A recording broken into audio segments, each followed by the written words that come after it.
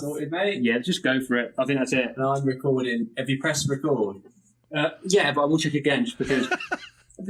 Yeah, it is recording, yeah. Okay, Do you need- I'm do recording you- the audio. Do you need So me to it set a should be timer golden. for your battery? Yeah, it says it records for 29 minutes. Okay, So if and we go that's for just 28, yeah. and that's just started now. Right. Perfect, yeah. 25 minute. I'll set one for 25 and then that gives us a bit of leeway. Yeah, that's a good idea. Yeah, perfect. Wow. Right, gents, Cool. I think. Got there Are we in the ready to end. rumble? I think so. Yeah. We've got beer, we've got camera, we've got audio.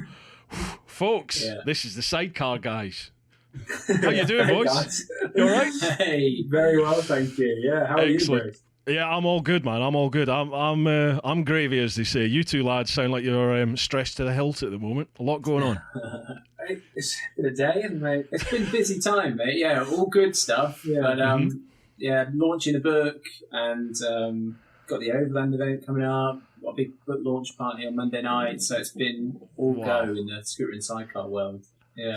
Brilliant. It's fantastic to see everything going for you. It really is, and you're throwing yourselves into it. I love this armchair film festival thing you've got going on. What an awesome idea! Yeah.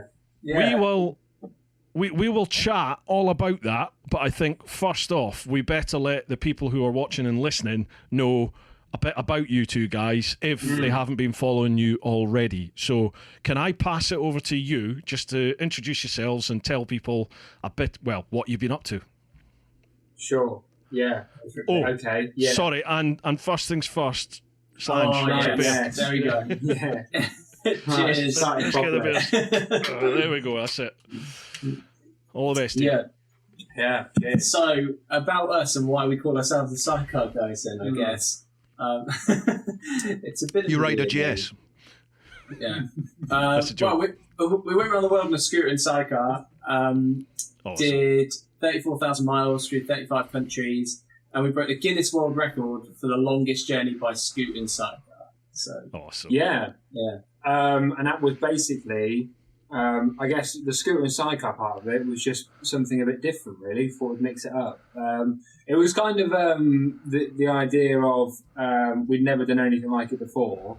Right. We were incredibly naive and just thought of the most stupid thing we could possibly think of and thought, let's just give it a go and see what happens, really. So we literally did, never ridden a motorcycle before, didn't even know how to change a tyre, went and Brilliant. passed our tests, and then 3 months later we were setting off, yeah. So I love it that. was, yeah. Awesome.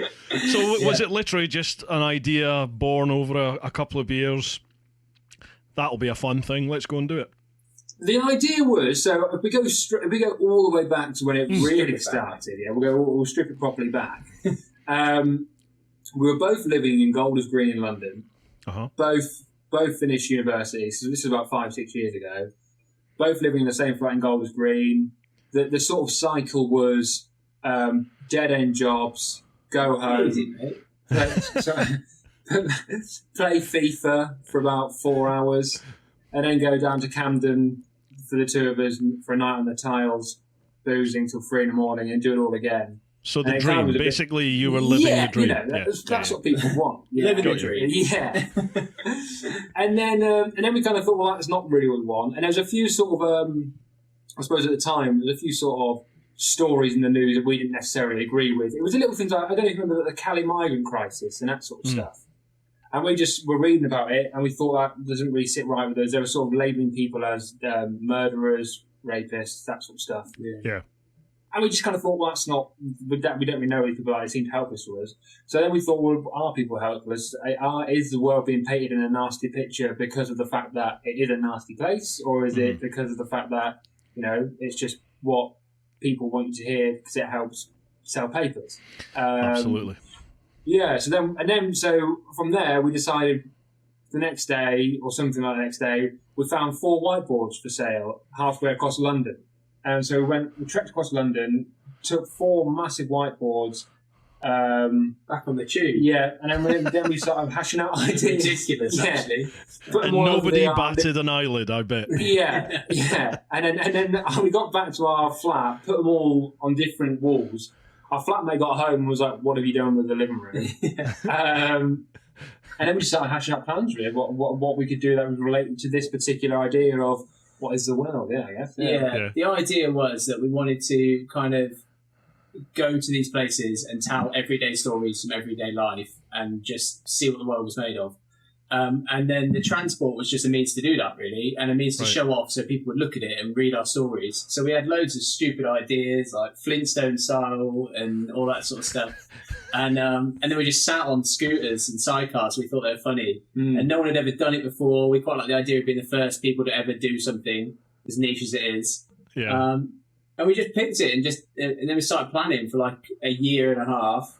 And then we just actually started doing, and we left about 6 months later. So yeah, brilliant.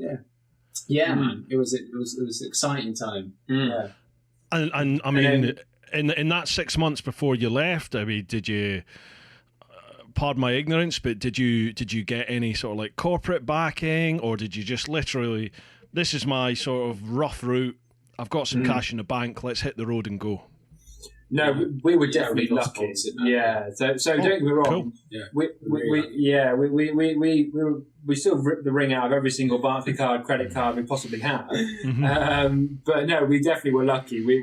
So when I say dead end jobs, it's probably a bit harsh, really. Yeah, that's what I was getting. They pay for it. We worked for a company called Flight Centre, and they're an awesome company. And Reece was just trying to paint a dreary scene, I think. But they paid for us to go around the world, basically. Wow. So yeah, they originally they paid for the motorbike if we paid for the sidecar. And then we got a couple of guys to build the sidecar for us for free. Yeah. So we were lucking out there. Nice. We didn't mean to, but they were just amazing. That's a whole other story. And then we had the bike and we were off around the world. Then Flight Centre gave us some cash to get on our way. And we still spent every penny we had or make now. Yeah. But it was really, really lucky. It's so expensive to do something like that. So we tell me about it. So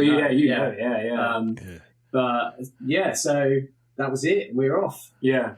So when was that you actually left? What was like D-Day that you left? 21st of October 2017.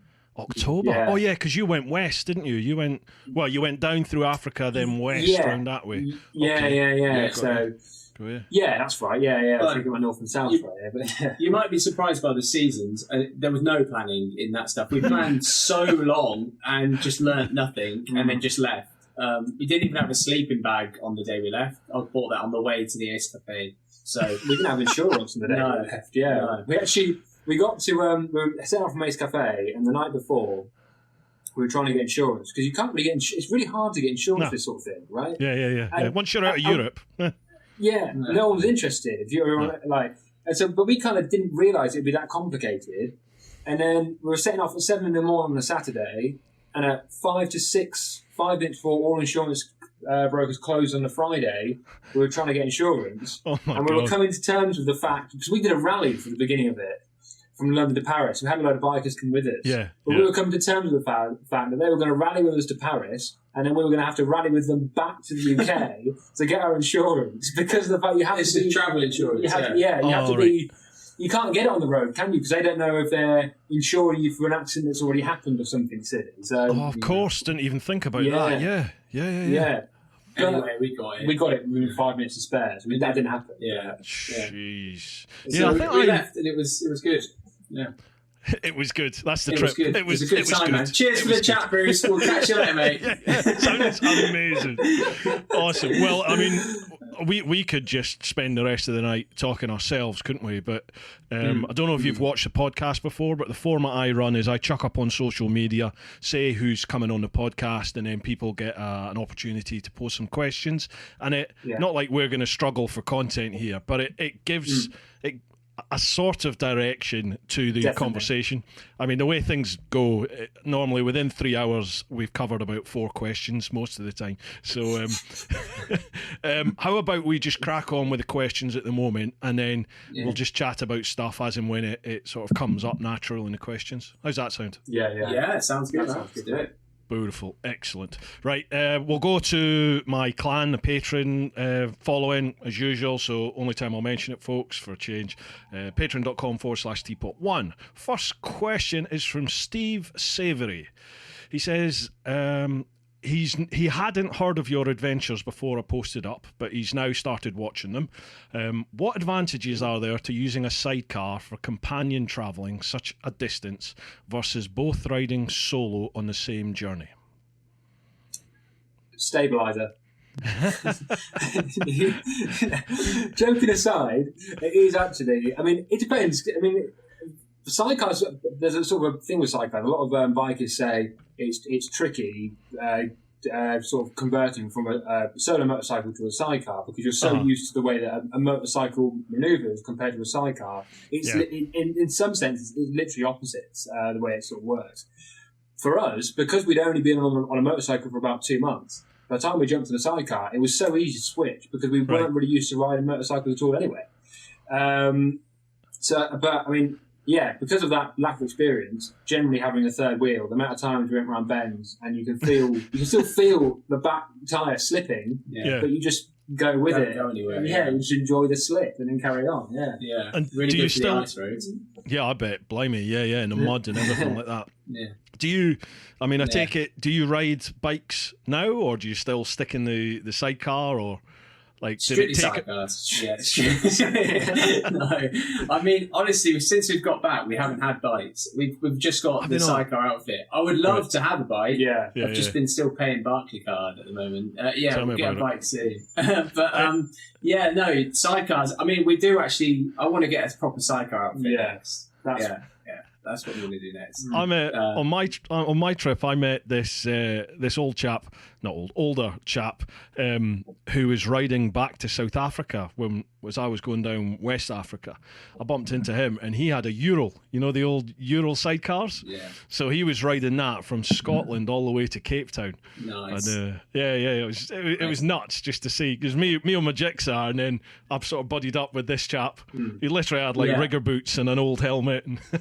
I love it. We were actually going down through Sudan, and as we're in the big desert roads, you don't see anything for hours. And coming towards us was a sidecar-shaped thing. We're like, are we going nuts? And it was a German couple with a Ural outfit going the other way. So was it? It was just a really weird moment where they were going one way, we were going the other way, just kind of like slow motion, like. Yeah. And it's crazy though when you're. I mean, you are in the middle of nowhere, but I don't know about you lads, but I found most overland travellers tend to follow. If you go somewhere and you're passing through it, chances are other overlanders have thought, oh, that'll be a good route. And the amount of times you just bump into people, like just randomly, you just bump into other travellers, and you're like, I'm in the middle of nowhere. What are you doing? Yeah. You have to work hard to get off that beaten track, don't you? Absolutely. Yeah, definitely. Yeah, the reason. Sorry, go on. No, I suppose the other good thing about sidecars as well, I kind of think, is it kind of works both ways. They're very noticeable.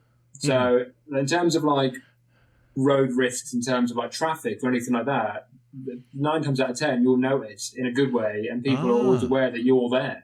Yeah, good point. Which bodes well. I mean, obviously it could go the other way if the world isn't a good place, but it seemed pretty decent to us. So. Well, that was the other thing. We met a guy in the States, and he called it the Ural effect, where everyone you see smiles. It just can't help but smile at a sidecar. Everyone meets you on the front foot, like, I want to see what this is. And it's a good thing for travelling. Awesome. Yeah, so you found it like a good inner to people, made you approachable to people, and they'd come up and chat. I think so. Yeah. I think so. And it also gets you into that special club of sidecarists around the world. And those guys are nuts, and girls. They're all insane, and it's just so much fun to hang out with quirky people and all around the world who've got sidecars. So definitely.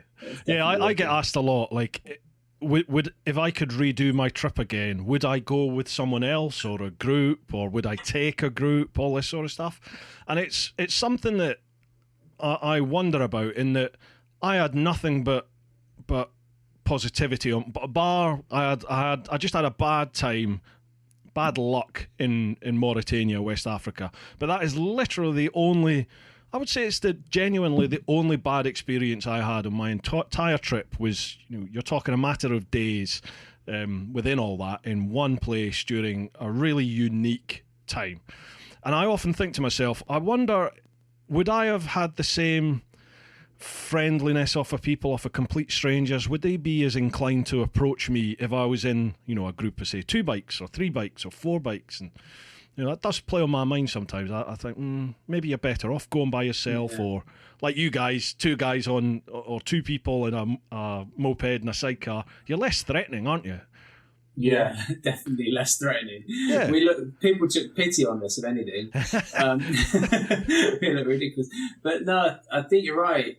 It depends, really, doesn't it? Like, what kind of vibe? I think the big thing is that smile, isn't it? I don't know if you must have spoke about it with Sam Manican when he was on, but he always talks about it a lot. If you lift the lid up and you're smiling, then instantly the atmosphere changes. So Sam said it actually in the podcast he did here. Somebody asked what is the best bit of kit or the most important bit of kit you could take with you on a trip like that, and my answer was like, I would say it was probably my phone, because as long as I had a signal, I could contact people, I could see where I was, navigate, research stuff. And then Sam just said, a smile.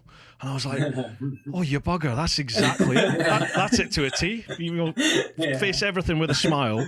Generally, you will not go wrong. Good man, Sam. Very good man. Hey, good man. Yeah. Hey, lot guys, of wisdom. I'm getting a little playback here, and I've just realised, can I just pinch one of your headphones? Yeah, and then I can just hear, and then it'll work, and I can just function as a human. I don't know what we didn't do. Yeah, we've got 3 university degrees between us, and it's taken 32 minutes to figure that out. To work out as we do it. Yeah, so that'll be a lot better. That's gonna be a game changer, I think, mate. Yeah, I think.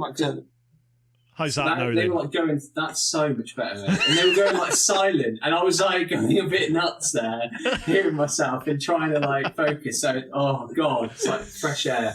That is a much technology easier, great. Yeah.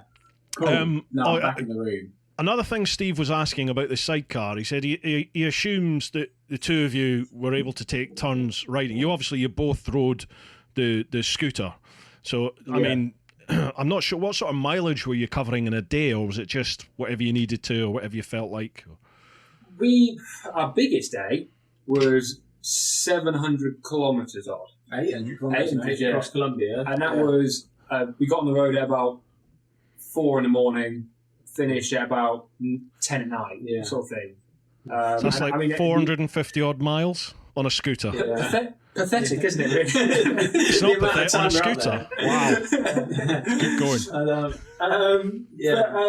We were going to miss our boat, so we had to chase down the boat to get across the Iron Gap. But you could cover easy 300 to 400, couldn't you? Kilometres. Yeah. We were doing about 200 miles a day, really. And there would be sort of 50, 60 miles, and you'd need to fill up the tank. So we would just drive, fill up the tank, swap seats, drive, fill up the tank, swap seats, and that would pretty much be the routine. Yeah.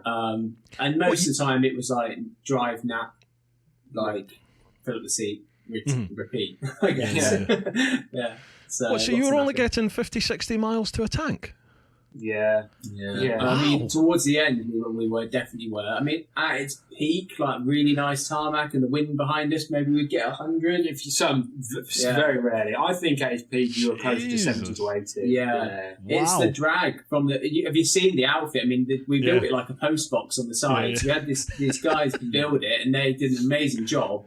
And then we went off and did some survival training, and the guy said, you need to put a screen on. So we had these local guys put this big roof on the top, and it was like a post box, and the drag's just unreal. It was just we also, I mean, because the top speed we were getting is between 50 and 60 miles an hour, and that was us full throttle the whole time. So we were only getting 50 to 60 miles out of the tank, because we were just sat there the whole time, just, completely going at it. And just so much dead weight as well. We just carry, because on sidecars you can carry so much stuff that you don't and so need, you do, we just did, we just had so much stuff. So we weren't getting that many miles out of it, but it worked well, because to be honest, you had a numb bum by the time you finished an hour in the seat in the sidecar, and vice versa. Just have a bit of a swap. So we had 2 suitcases on the back, you see. So. How did you cope for fuel then in places like? I mean, I don't know what Russia's like now, but when I went across it, there was at least one stage when you had to cover. I think it was about 250 miles, about Yeah. 400k you had to cover. Yeah. So did you just carry Yeah. fuel for that, or have they made fuel stations now? Yeah, so we had our tank was a 9-litre tank, Yeah. and we had 20-litre Jerry. 20-litre Jerry. And then another petrol can. Yeah. But And we, then some probably some bottles. full as well. yeah. But we never really. We always had a Jerry full, and we did go into that quite a lot. But the thing with never- Russia was as well, because we were driving so slow, you could actually cover a lot more miles to the tank because you were going like 20 miles an hour to the ice. So it wasn't, and there was no full throttle. The stuff. ice. Yeah, the ice. Yeah, because it was midwinter. Yeah, It was 40 degrees when I crossed it. Jeez. Yeah, 40 degrees below when we crossed it. Oh my God. Yeah, it was chilly, man, in the sidecar. Yeah. Chilly. Understatement of the year. Yeah. Siberia in winter. Yeah, it was a bit Yeah. nippy. Yeah, a bit much, to be honest. Last part of Steve's question. Who would you say is the Charlie or Ewan of the duo? Oh, that's interesting, isn't it? Ewan. I think I'm more like Claudio. I'm the real deal. Yeah, it's more like Claudio and Russ, I reckon. No, Charlie or Ewan. You want to be Ewan, do you, mate? The film star. Well, no, actually, they're a bit harsh, actually. I really like Charlie. Yeah, I really like Charlie. Yeah, I think they're both good fun. Yeah. Have you met either of them? We had Charlie on at the armchair thing. So. Oh, right. Yeah. What's he like? I've never met him. Yeah. I had a quite funny conversation with him, actually. So obviously, with the armchair thing... Make sure he comes back on the armchair. Yeah. It was a lovely conversation with the guy. It was like... So, he... I was sat behind screen, because I wasn't on stage, as it is. And I was just sat there, and he was about to come on in about 20 minutes. And my phone just rang. I was like, oh, random number. I've got 20 minutes. I may as well just see what it is. Hi, it's Charlie Borman here. And suddenly I'm like, oh, hi Charlie, how you doing? You went like, hi Charlie, can I have your autograph? and he was having troubles with the link. And so I had to go back to our tech guy, came back, and I was like, it was like, I'm in now, I'm sorted. And then he was really nice to listen. He was like, listen, great idea, loved it. I'm really pleased to be part of it. Thanks so much. Yeah. And I was like, no worries, Charlie, I've now got your number. So I'll be giving you a call in a couple of days' time, see if you want to hang out. So, do you know, it was lovely. I've heard nothing but good things about Charlie, to be honest. I don't know anything about Ewan, but Charlie gets the pair of them get a lot of stick from I think sort of wannabe overland travellers who that's the wrong term to say, wannabe. I don't mean any disrespect, but people who've not done it are often very critical of Charlie and Ewan for what they did because they had a film crew and blah, blah, blah, blah, blah. Yeah. But my answer to that is I wouldn't have done what I did if I hadn't seen Long Way Round. And I would say the vast majority of people out there who've travelled since then have probably been motivated in some way by them. So I think we owe them a lot. Definitely. Yeah, I think that's right. I completely agree. And I was the same for me. I mean, we watched a bit of Long Way Down when we were doing Long Way Down. We were proper fans, loved him. I think since I've known a bit more about it, and obviously I've seen a couple of people that have done stuff before those guys, and I can see why a few of them have a bit of like, well, I kind of did that first, and I kind of did go there first, and but I do get it. Like, I mean, and I think it's brilliant. I'm really excited to watch A Long Way Up. I'm definitely going to watch it and all that stuff. Wow, I think they're great, but I do kind of get it a little bit. And I'd love to have taken a film crew. Don't get me wrong. Yeah. If someone, I wouldn't have been like, no, thank you. I'd been like, yeah, perfect. Film me, great, please. So, it's kind of one of them, like, it's just a different trip. It's just a different style of trip, and I think it's awesome. But it just isn't the same as what a lot of normal people do. I guess we shouldn't say normal, but not superstars.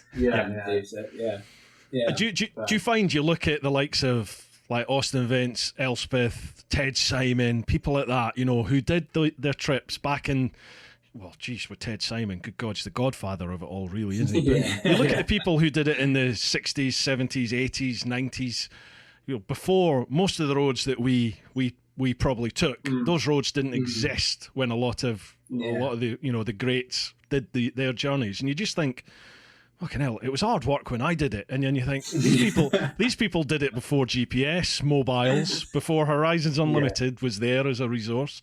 You're like, oh my God. Full respect. Yeah, no, definitely. No, I think that too. And I think it's completely different now, because you actually do have to go and like try and get off the beaten track and find some adventure. Otherwise, you can get to Cape Town on tarmac completely. Yeah, and absolutely. It's like, so I think there is a bit of like, you kind of have to make that adventure happen now, rather than just leave your front door like they could. But it's all kind of, I suppose, relative. You know, in the sense of you still. I mean, geez, that's 25 minutes. It's 25, 26 minutes. So you might need to change that battery. Yeah. Let's do it sharp. Right, let's do it. Or the timer. Right. Yeah. Stand by, folks. Right, Right, folks, we're back in the room. Right, so that took 50 odd minutes to cover the first question. Jeez. We're doing well. Sorry, Right, listeners. next one up is Pete English. Now, Pete's got a bit of a reputation on the podcast for some deep and meaningful questions that he asks. So let's see what he's got in store for us. Hi, Reece and Matt. Your adventures look bloody awesome. Hats off to you both. Question. Sidecars make people smile. That's definitely true. Total strangers you have met on your travels have been so generous. If you could you choose one person who went above and beyond and out of their way to help you both? If only to stop you drinking siphoned fuel. Well, that did happen a couple of times. To pick one is so hard, because there's so many different kinds of help we had. Like, it's tough, isn't it? From people, from people who people who here in the UK like made the whole thing happen. Like the guys who built the sidecar, they were complete strangers for the trip. Charlie and Richard, and they were way up there. But then there's also people on the side of the road. Like, I remember one guy in Mexico. We were riding up through Mexico, and we had a flat rear tyre. And we pulled in. He rode up in front of us and pulled us in on the side of the road and said, "We've got a flat." Obviously, we couldn't understand it because we don't speak any Spanish. And then he said, "I'll wait with you and make sure you get it sorted out." And we're like, "No worries, mate. We've got a plug kit. Just get on your way. We'll be fine. We've done this a few times now." And then we got the plug kit out. It didn't work, of course. Probably did. We just crammed and stuff like that. Yeah. So that didn't work. And so then he called the local police. And this guy ended up sitting on the side of the road with us for 4 hours into the night and just sat there. And I can't even remember his name. I didn't even know the guy's name. He didn't want anything. He just wanted to make sure like we were safe and sound, like a couple of bikers, and then just got back on the road. And there were so many times that sort of thing happened that picking one is. Was there any sort of country that took you by surprise by the generosity and friendliness of the people? Oh, yeah. Definitely. We always say, if someone asks the question, what was your favourite country? We always say Sudan. Wow. Because, I mean, to be honest, if you were looking for a country to go on a holiday, I would never say to you, go on holiday to Sudan. Like, even having been there. It's just one of them where at the time on our trip, we're still in this sort of, been on the road at that point for about 6-7 weeks, still in this novice stage, and not really know what we're doing, and knew nothing about the place other than stories. Sort of hear of like South Sudan. It's not pretty good reputation. Sudan doesn't really either. And then couldn't struggle to buy a meal at times because people were just trying to look after us the whole time. You go into a random village and there was nothing. They struggled to let us pay. Just wanted to make sure we had a nice time. Yeah. Isn't that awesome? Unbelievable in Sudan. Yeah, it's awesome. Yeah. I remember. Sorry, go on. Oh, sorry. No, I was just going to say it's completely like a tour. It's just because there's a complete no tourists at all. It was just like, I guess it was a bit like what we were talking about earlier. Like, I imagine it was a bit more like what it had been like for Ted when he was driving through like most of the world. Like, I bet he probably met some of the same people. There was one guy we went to, and I think we met somebody else in the village who was like volunteering nearby, and they were saying that some of the people here have been in this village and never left their entire life, and they're like 60. I haven't been to Khartoum. Yeah, and it was just insanely small. And to think about, and there's nothing there. It's just sand, and then the river, and it's just so mad. It's nuts, isn't Very, it, to very think good that place. generations of people have purely existed in that one place and never ventured from it. They've just stayed there. Yeah. I remember Nick Sanders telling a story about how he was on his R1, and he was down. Pardon my ignorance, but I can't remember which part of Africa. But it was like black jungle Africa. Not talking about up in the north. It was somewhere down in the middle and the south, somewhere like that. And it was night time, and his bike had broke down. And he sort of pushed the bike through the scrub and the mud, and he just came across a village at night. Just came across this stereotypical sort of African village, with the mud hut type things. And he's literally gone up and knocked on the wooden door, and the guy's opened the door, doesn't speak English. Obviously, Nick didn't speak whatever language they spoke, but the guy recognised that Nick was in need and he needed something, so he followed Nick. Nick took him to the bike, and the guy was just like, "Oh no, bring your bike." So he helped him take the bike, and then put Nick into his house and woke his wife up, and she made him some food. And Nick, I think it was in his book, it might have been a book or a presentation he gave, but he said he often wondered if, at 3 o'clock in the morning on one wet, cold morning in Machynleith, if somebody knocked on his door, would he have been as hospitable as this chap was, And he was like, I probably wouldn't have been, and probably still wouldn't be to this day. But it's amazing to think that these people who have, in our eyes, nothing, they're so open and generous to us, aren't they? Yeah. It's humbling, isn't it? Yeah, it is. And I mean, it was a big lesson for us. I wasn't expecting that at all from the trip. I mean, the whole project was about finding nice people and proving the world's a good place. Just didn't think it'd be that easy, really. It was just like mad generosity as soon as we got anywhere, really. Yeah. But I mean, the question was, where were you most surprised by? And I think we were really surprised by Sudan, but I have to say as well, Russia, it was a real surprise because we knew people would be friendly in Russia because we've been told that. But the level of support we got in Russia was unreal. Like we could not see someone for a few hours. We were getting passed from bike group to the next bike group to the next bike group, and staying in people's houses every night, and just they were so keen to warm us up, just getting out of the cold and stuff. So it was amazing. And did you find the Russians were more? They were more scared for you for travelling their own country than you were. I found when I was in Moscow and I was heading east, people were just like, "Oh my, you go 40 miles out of Moscow, you're going to get killed. They're crazy." And then you would go to the next city or town and they were like, "You can't go east. They're crazy." But I found the further east I went, the friendlier people got. That's right. And it was definitely we had the first line in the book is about someone saying, "Don't do it, guys, you'll die." There's nothing there at all. And someone from Moscow, and it's not true. There's stuff everywhere in between Vladivostok and Moscow, so it was fine. But there's definitely a fear of the unknown in Russia amongst Russian people. And I mean, I remember them telling me about some of the bike rallies they do in between two towns. That was just 2 days ride for us or whatever. And for them, it's you get a medal and this is a big thing. During winter. We were we're just done. But it does make sense. They go through, it's got 10 time zones, Russia, so ridiculous. Crazy, isn't it? Absolutely crazy. It isn't like one country, even though it is. It's just Moscow is a completely different place to, so all of in the middle, and then kind of when you come to the other side, Vladivostok is kind of probably a mix between the two. Yeah. We didn't go any further to Magadan, but I imagine that's right again back out into the sort of the wilderness. Yeah. So it's completely different countries, isn't it, all the way along? Yeah, it is. What was it like to land in Vladivostok then? Because obviously I went west to east, and it was for me, Vladivostok was just this amazing party town, having crossed that big expanse in the middle of Russia where a lot of the time, I met people, but I didn't really socialise too much. And you could get away with just camping wild and saying hello to people, but just getting on with your thing. And then I got to Vladivostok, and obviously I went straight into a hostel.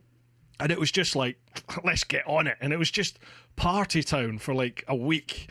It was like Wild West, Right, yeah. crazy place. Yeah. We Polar opposite. For Yeah, us. well, we- Was it? Really? Yeah. well, we arrived firmly knowing what we were doing in terms of winter. Scared and daunted. Yeah. and like, So it was kind of like already it was like Yeah. game face on. Let's Yeah. get cracking, and you know, and it was kind of like we knew we had an idea of what we were getting ourselves into. We didn't quite know, so we didn't actually stay in a hostel at that point. We got ourselves a really cheap hotel, Right. And then it was really cheap. yeah, it weren't pleasant.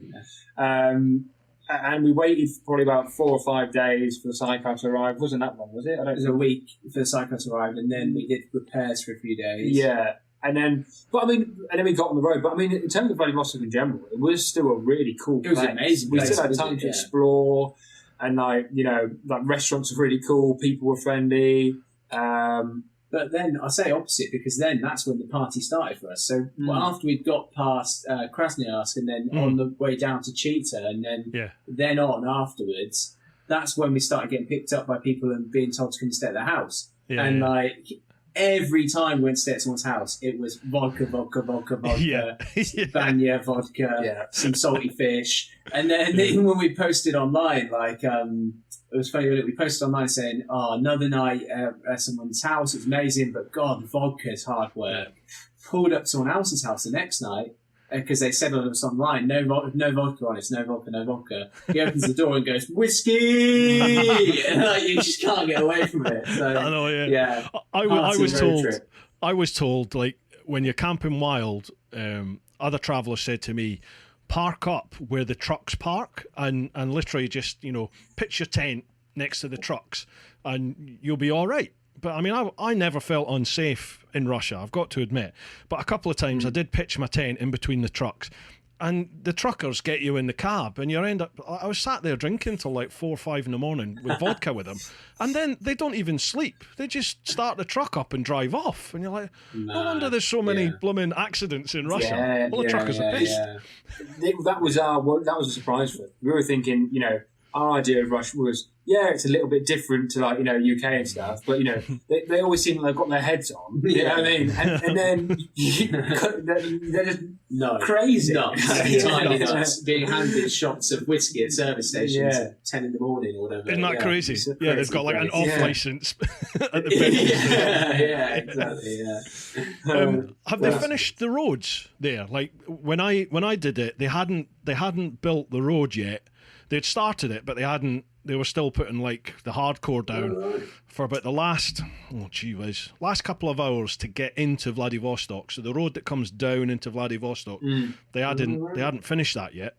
Have they? I take it that must be finished now. Yeah, that was fine there. There was parts where it was like there's parts that are dodgy, sort of maintenance road, but mainly it was great. But I mean, it was awful actually because of the time of year. It was ice. Snow and thick snow and stuff. I can't believe you did it then. Jesus. Yeah, it was ridiculous. I mean, the reason we did that was because it was trying to get the Guinness World Record and we wanted to keep going to get around the world. And we couldn't go the other route where they're boring politics and stuff, so we had to take the Trans-Siberian. So we just went for it and it was flipping cold, man. Like, really cold. How did you stay warm at those sort of temperatures? So, I mean, it must have been, you couldn't have been exaggerating there. It must have been, with wind chill, certainly, you must have been minus 40 or more. It was minus 40 on the clock, so it was colder than that. So with wind chill, it could have been minus 60. Yeah, it's nuts. Yeah. Jesus Christ. Well, we did. We didn't want just a bike, so we got kit from when we were in Canada before we shipped over there. So we got all our oil rigger kit. Yeah, exactly. Which the Russians laughed at halfway across. They were like, "What's that? That's not good kit. You need to get some snow gear. It's so much better." Sorry, Canada. But we didn't stay so that. No heated kit at all. No heated kit, and then also we still didn't know much about bikes, so we didn't even know you could get heated visors. Yeah, so that was a big problem. Our faces froze over. Heated visors. You can get heated visors. They're having for snowmobiling. And so it would have been a really good idea because you literally sit in the sidecar, you breathe, it's mist, you breathe again, and it's ice. And you can then lift it up and see, but then your face turns to ice. And there's some hilarious shots of us because when you're riding, you obviously have to see, and it's just frozen. So, exactly, it helps. Yeah.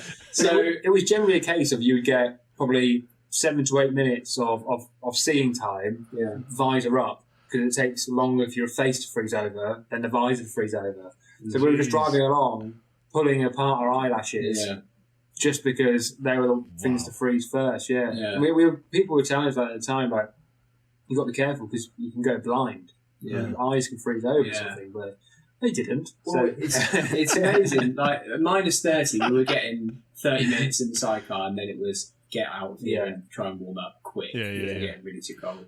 But I mean, the difference in temperature between the different levels is unbelievable. I mean, you got to a point where we were like -15. Let's go, mate. Sunglasses on. This is gorgeous. But it's kind of like, you're -40, and then the wind, when it starts whipping and stuff, you're easily at -60. It's really miserable. It's not a fun place to be. No. So how long did that take you to do the Russian leg then, in those sort of conditions? 2 months. 2 months, yeah. Wow. It was probably about 7 weeks to get through Russia. It was 6 weeks of the really tough stuff. But it was That's like, good going. we kind of, we didn't do any sightseeing. We didn't do anything every day. It was 8-hour driving every day, and all day. It was just a case of, before we'd do like, you'd be on the road for, I don't know, 5 days, have a week, have a couple of days break, see a few things. With Russia, it was like, I don't want to see anything because if I'm going to be cold outside seeing things, I'm not going to enjoy seeing them. Maybe I'll come back another time. Yeah. And even though we're at -40, we weren't at peak winter yet. So the longer we left it, it was only going to go one way. We kind of thought, let's just keep going and going and going and blasting through it. And to be honest, we were like really genuinely scared. Like really had pushed it way too far. And we just wanted to get home so much. And it sounds ridiculous, but we were just like, I've got so far around the world now, and I really just want to get home alive now. Because it was just so scary. And then sat in the sidecar's on the wrong side, so you're in the middle of the road. The trucks are coming past, and they're steaming it along. We're just holding chatting, tanked up on vodka, 50 miles an hour. And the snow they're literally right where Reece is. The snow, big wheel turning. You just stand there looking at it, and we've got summer tyres on. We could slip into it any minute. But it was. You didn't have chains on. You didn't have snow chains on. Didn't work. But the problem was that with the visor again, it was like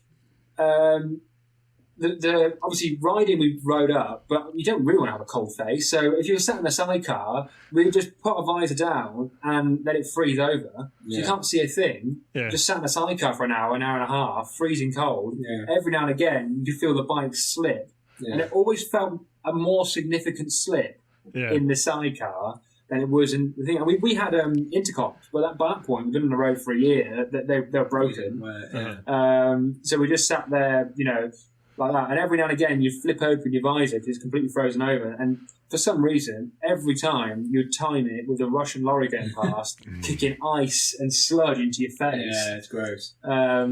But the guy driving would be fine. Yeah. He's listening to his tunes, saying, I'm back in black. Just cruising along the highway, and then you're warm because you're trying to keep it on the road because it's like falling all over the place.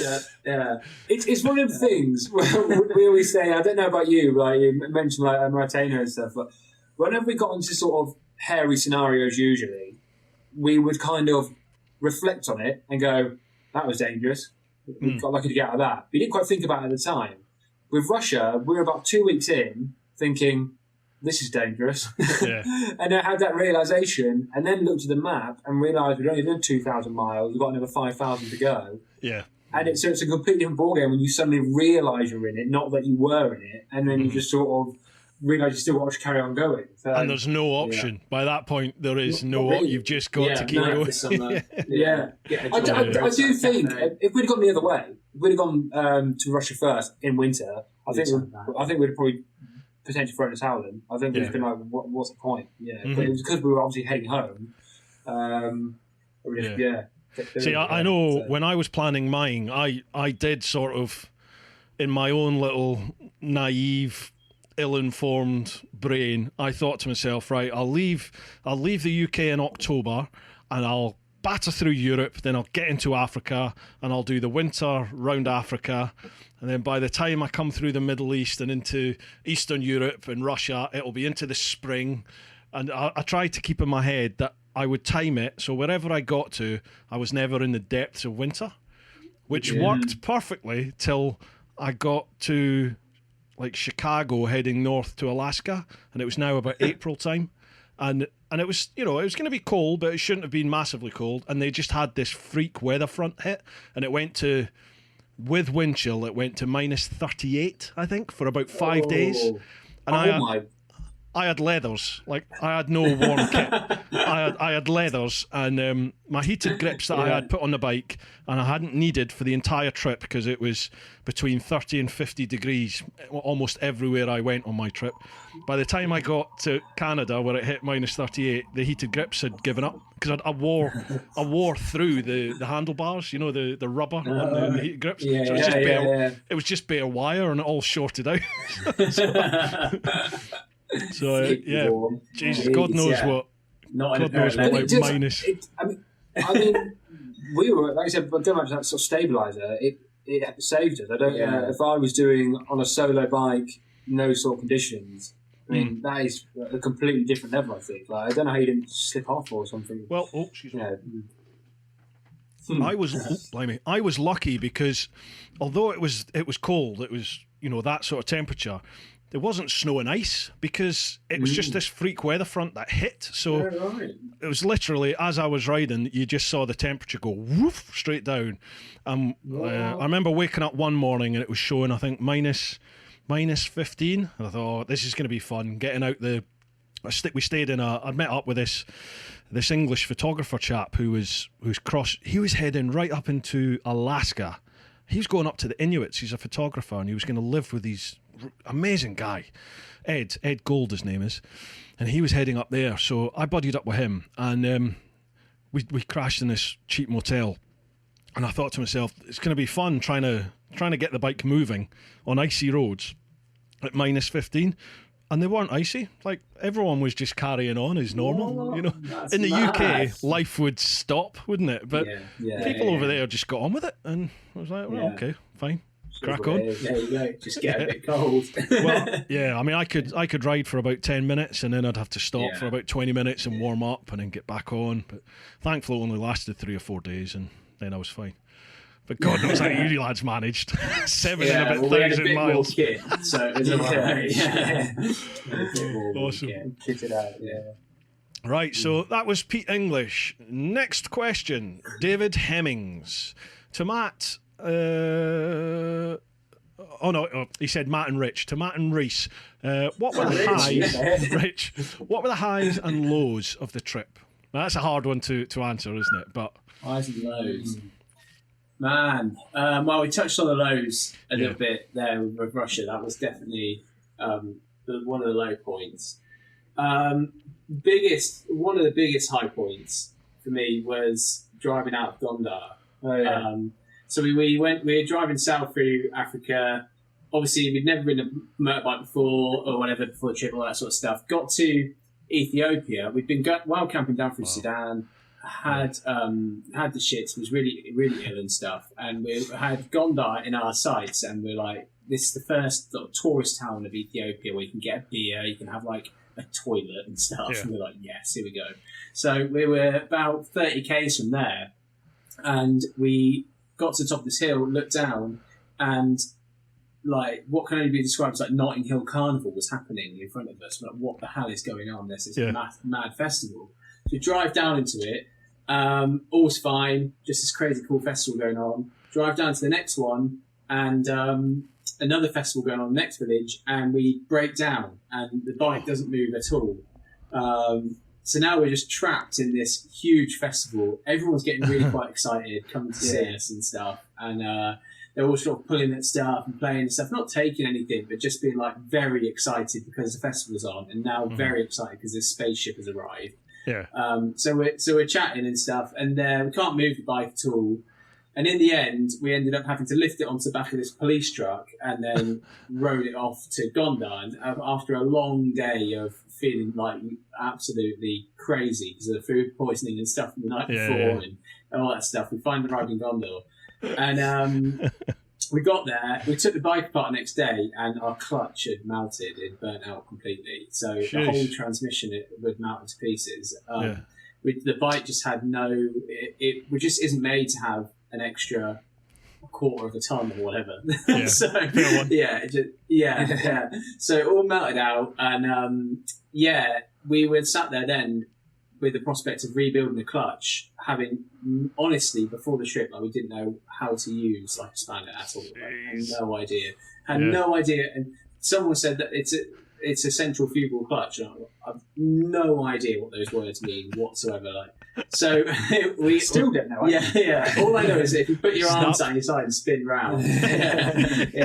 So anyway, we did manage to we spent like 3 weeks in Ethiopia waiting for parts, and then had 2 weeks waiting for the parts to be shipped in from the UK, and then we had about a week working on it and working out what that meant, and slow buffering YouTube videos and helping people online.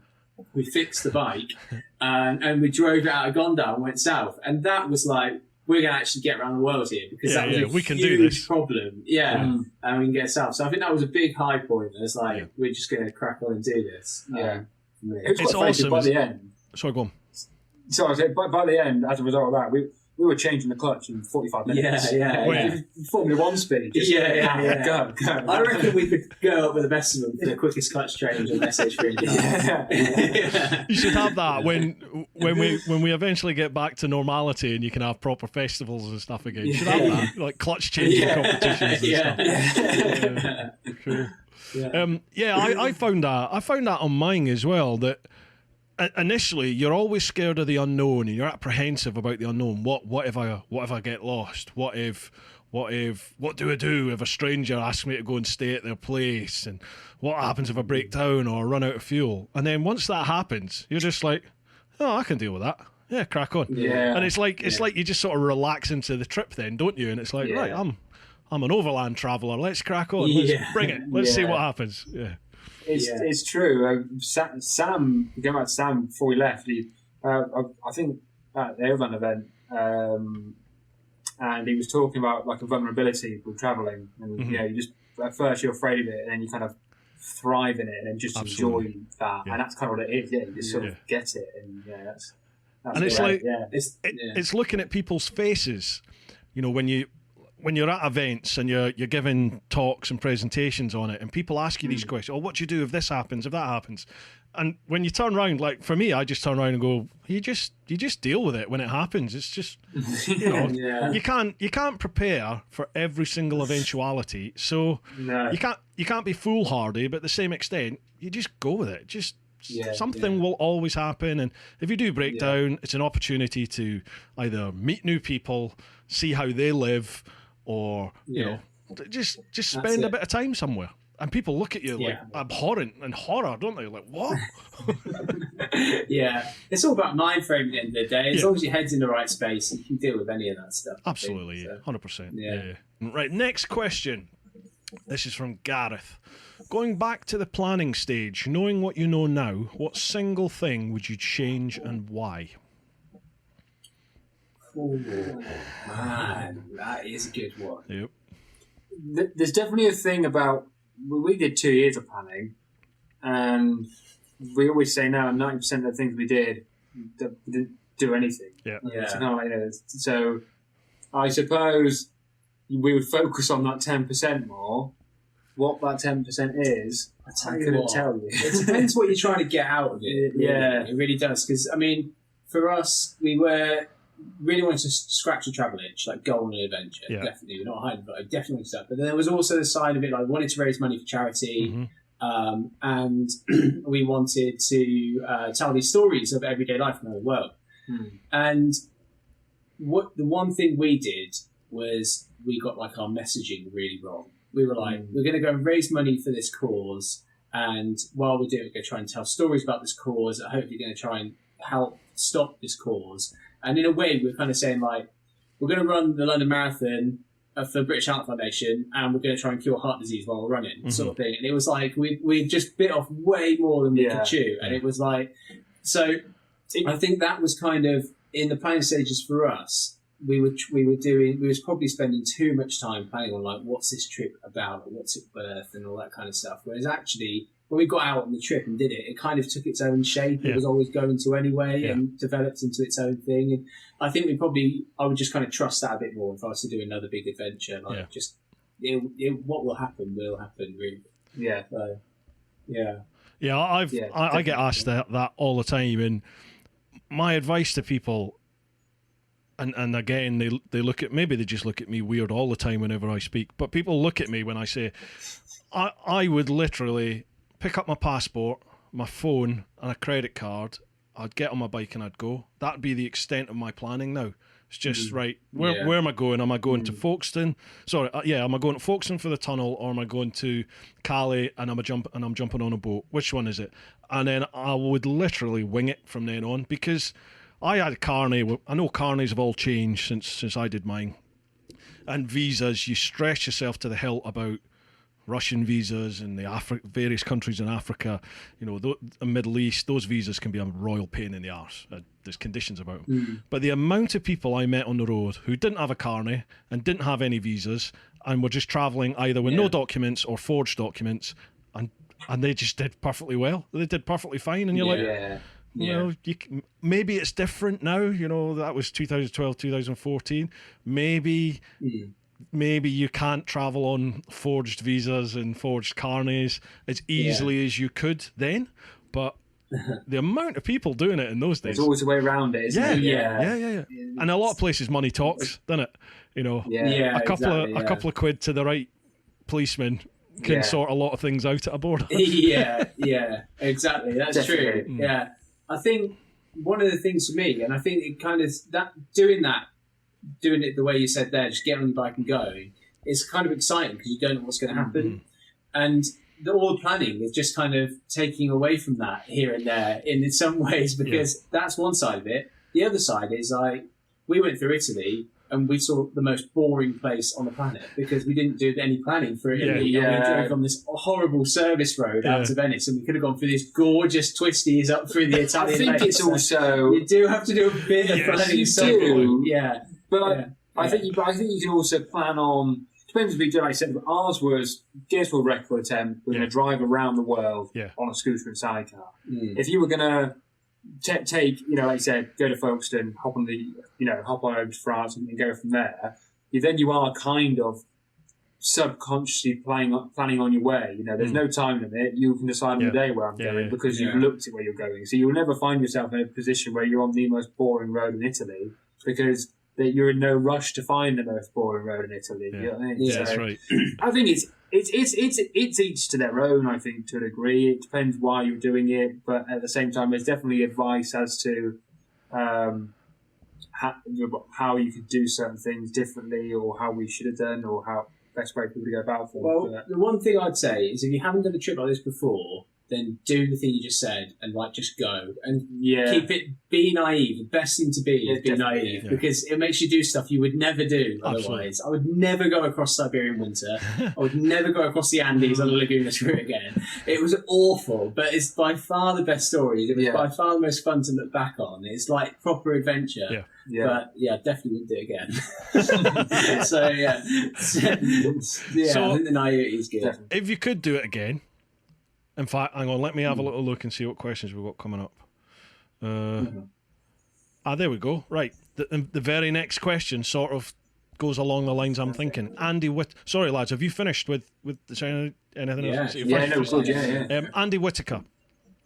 Cheeky bugger. He said, has Bruce mentioned he rode around? I get asked, my trip comes up at least once in every single podcast. Either I bring it up or people ask me about it, but it's become a thing now.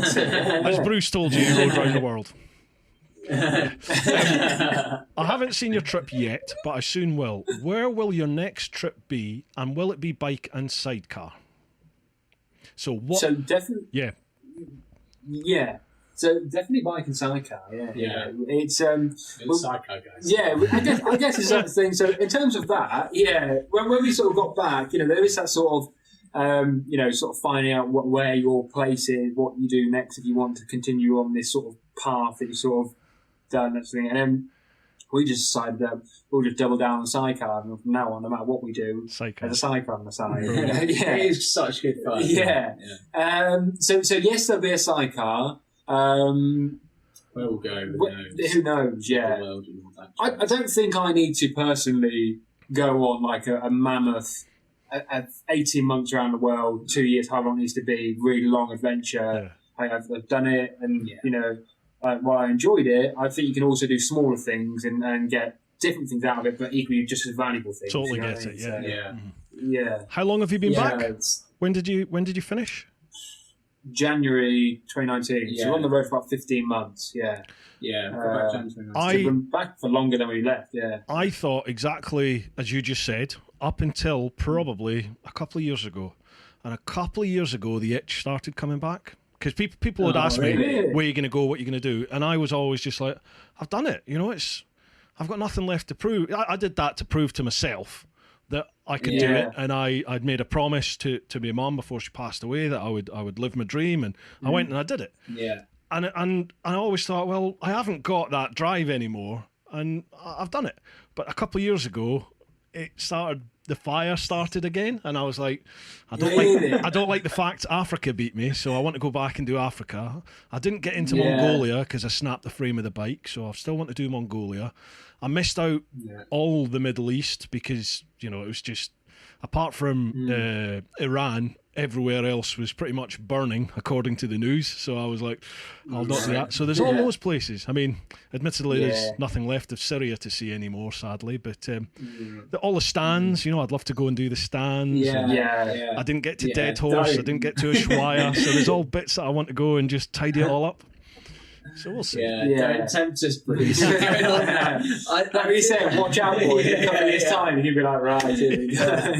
Definitely. That's the thing. I do look at doing like small 2-week trips or whatever, and I'll look at the map and I'll go, well, we could probably just do that bit as well. We just get there, and the next thing you know, you've planned like a 6-month adventure. You're like, I've got to bring it back again. Suddenly you're in Australia. Yeah. So, not sure what we do, but it'll be something with sidecars. It'll be something fun. But it's difficult to know right now, right? I mean, you kind of...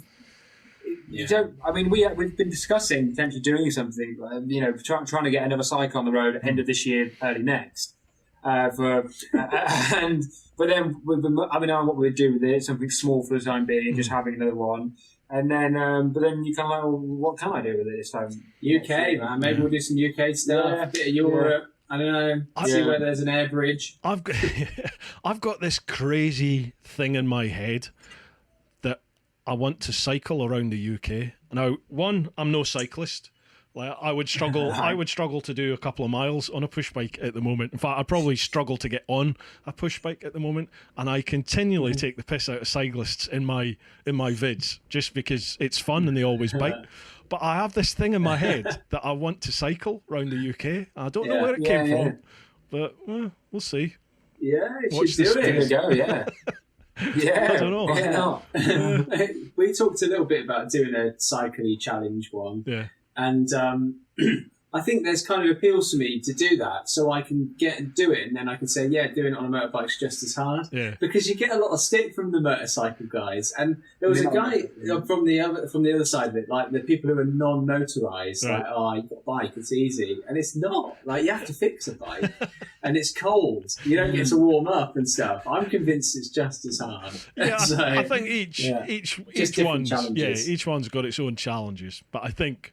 I've got to say, I think I would rather ride it on a motorbike than cycle. Yeah.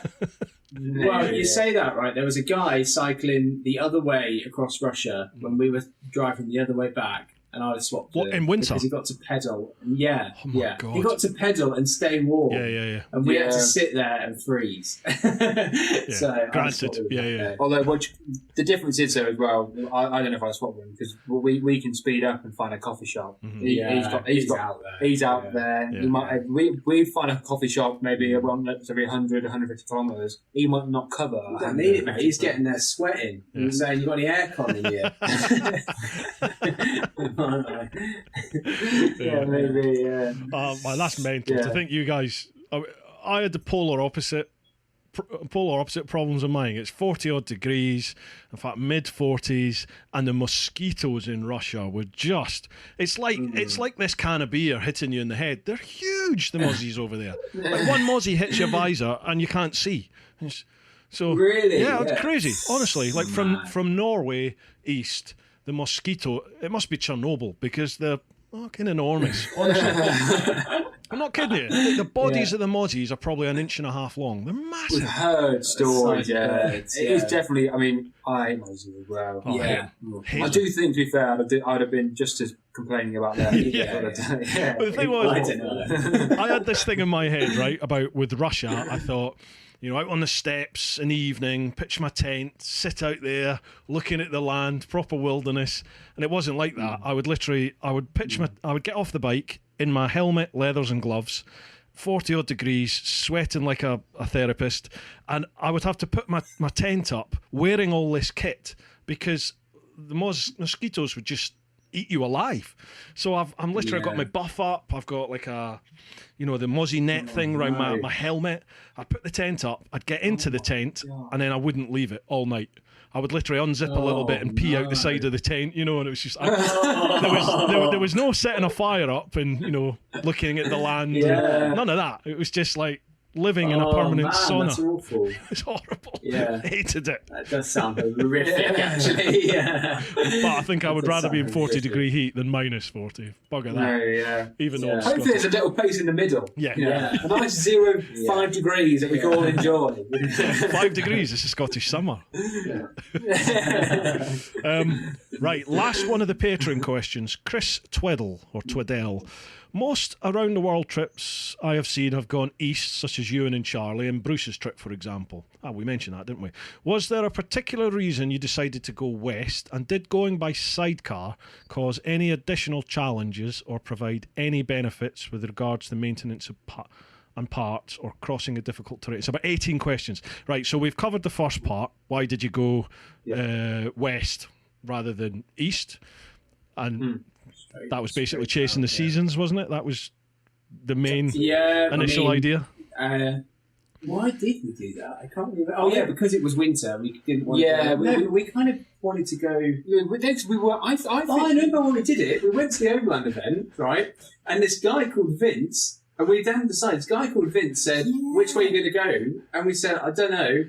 And he said, well, toss for it now. And he got a coin out, tossed a £1 coin, heads you go south, tails you go off east or whatever. Yeah. And he did it, and we actually did follow that. And he gave us a £1 coin after. Yeah, and he gave us a £1 coin, yeah. Brilliant. I think I spent that, sorry, mate. Don't say sorry to me. Say sorry, Vince. Sorry, Vince. Yeah, but Vince did actually decide where we went south. So that was the level of planning. Toss of a coin. If you need some planning, how? Love it. Yeah. Coin. Yeah. Fast forward a year or two, and you're minus 40 degrees going fucking... Yeah, cheers, Vince. If I live, I'm going to punch your face. Right. The other one was going by sidecar. Did it throw up any challenges or benefits in regards to maintenance, parts, and crossing sort of difficult terrain? Pros and cons. Throws up a lot more crossing terrain. We kind of touched on stabilizer. Yeah, but also, I mean, a terrain you do have to stick to tarmac, really. Well, we did do a lot of not tarmac. No, we did do a lot of not tarmac, and we paid for it heavily. Yeah. It does limit you in that respect. Mm-hmm. Yeah, you as a result, the times we ended up on off road 9 times out of 10, it ended up with breaking down or having severe difficulties soon afterwards. Yeah. And so as a result of those and learning, we did try and stick to tarmac. Yeah. The maintenance stuff, if you go off road and you will burn the clutch out. Yeah. Basically, on a scooter, anyway, it's just not made for it. It's just too much weight. And also, tyres. The tyres, obviously, with a sidecar, you have a bike tyre pivoting, and a sidecar, you sit straight in the middle of the tyre. So 4,000 miles and a tyre was done. Yeah. Yeah, every time. Yeah. So how did you work like replacing tyres and stuff then? Did you carry spares? yes, we had so there were good planning here. 3 different tyre sizes. Yeah. So we had to have all the different 3 wheels are different what a sizes. 3 different spares. We had 1 strapped to the roof, and at one point we had all 3 strapped to the roof. Yeah. We looked. Yeah, that was just another like wind sail. And then we shoved 2 of the big ones down the middle of the sidecar. They're great cup holders though and stuff. You just store a jerry can in the middle and stuff. Ups and downs. Yeah. But so yeah, I mean, the only time we came close to actually running out was we couldn't get the right sizes down for Africa until we got to South Africa, Right. and we were right on the cusp, running on the wire, into Polokwane. Yeah, and we got there, and you could see the rubber, you could see the string coming off, sort of stuff. Yeah. But we got it. Yeah. And then other than that, we've managed to pretty much just about maintain it, really. Yeah, but the benefits far outweigh the costs with the sidecar, because then you've got, it's the Ural factor we talked about before. It was a Honda, but it's just non-stop people trying to help you, smiling, coming and see what you can do, bringing you stuff, laughing. Awesome. And that's the one benefit of the sidecar. Yeah. And obviously also a cycle that looks desperate as well. Yeah. And looks run down. Don't go really flashy. We had for a significant part of our Africa journey, we met up with an Irish guy called Brian, and he travelled with us for a bit, and he said while it was much slower pace that he was going at, he was on a motorbike. Mm-hmm. He said at the same time it was much easier because he would just travel behind us because we were going slower, and no one would ever notice him. Yeah. But if he's ever by himself, everyone noticed him. But because he's with the sidecar, they're all focusing on no one you. even knew he was there. Just carry on going through. It was crazy. The wee bit of Africa I did up in the northwest there, I met up with this chap who was doing it on the Ural, and we buddied up to cross through Mauritania because basically there was the Boko Haram lot, the ones that kidnapped all the Nigerian schoolgirls. Mm-hmm. They'd exploded out of Africa, out of Central Africa at that point, and they'd taken over Mali and like literally sacked Timbuktu, and they'd come across into Mauritania. So the Mauritanian government flooded the sort of 2 main roads in Mauritania with police and military. So there's checkpoints everywhere. And we'd heard about this through Horizons Unlimited and stuff. A couple of travellers had messaged me and said, "Don't go, it's horrific." But I just thought, the amount of people that had messaged me and said, "Oh, I went through there last year, 2 years, 5 years ago, great time, had a whale of a time." And then one person said, "Don't do it." I thought, you know what it's like. Most people seem to be pretty positive about it. Let's just go and see for ourselves. So we buddied up and we went in, and it was horrific, sadly. But I would find, if we were going down the road, if Robert was in front in the sidecar, like people would be running alongside and waving and smiling. If I went in front on my bike on the Jigsaw, they were literally taking their shoes off and throwing and spitting at me, and it was the polar opposite reaction my bike got compared to his. It was crazy. I don't know why, but it was interesting. It's the only place that happened.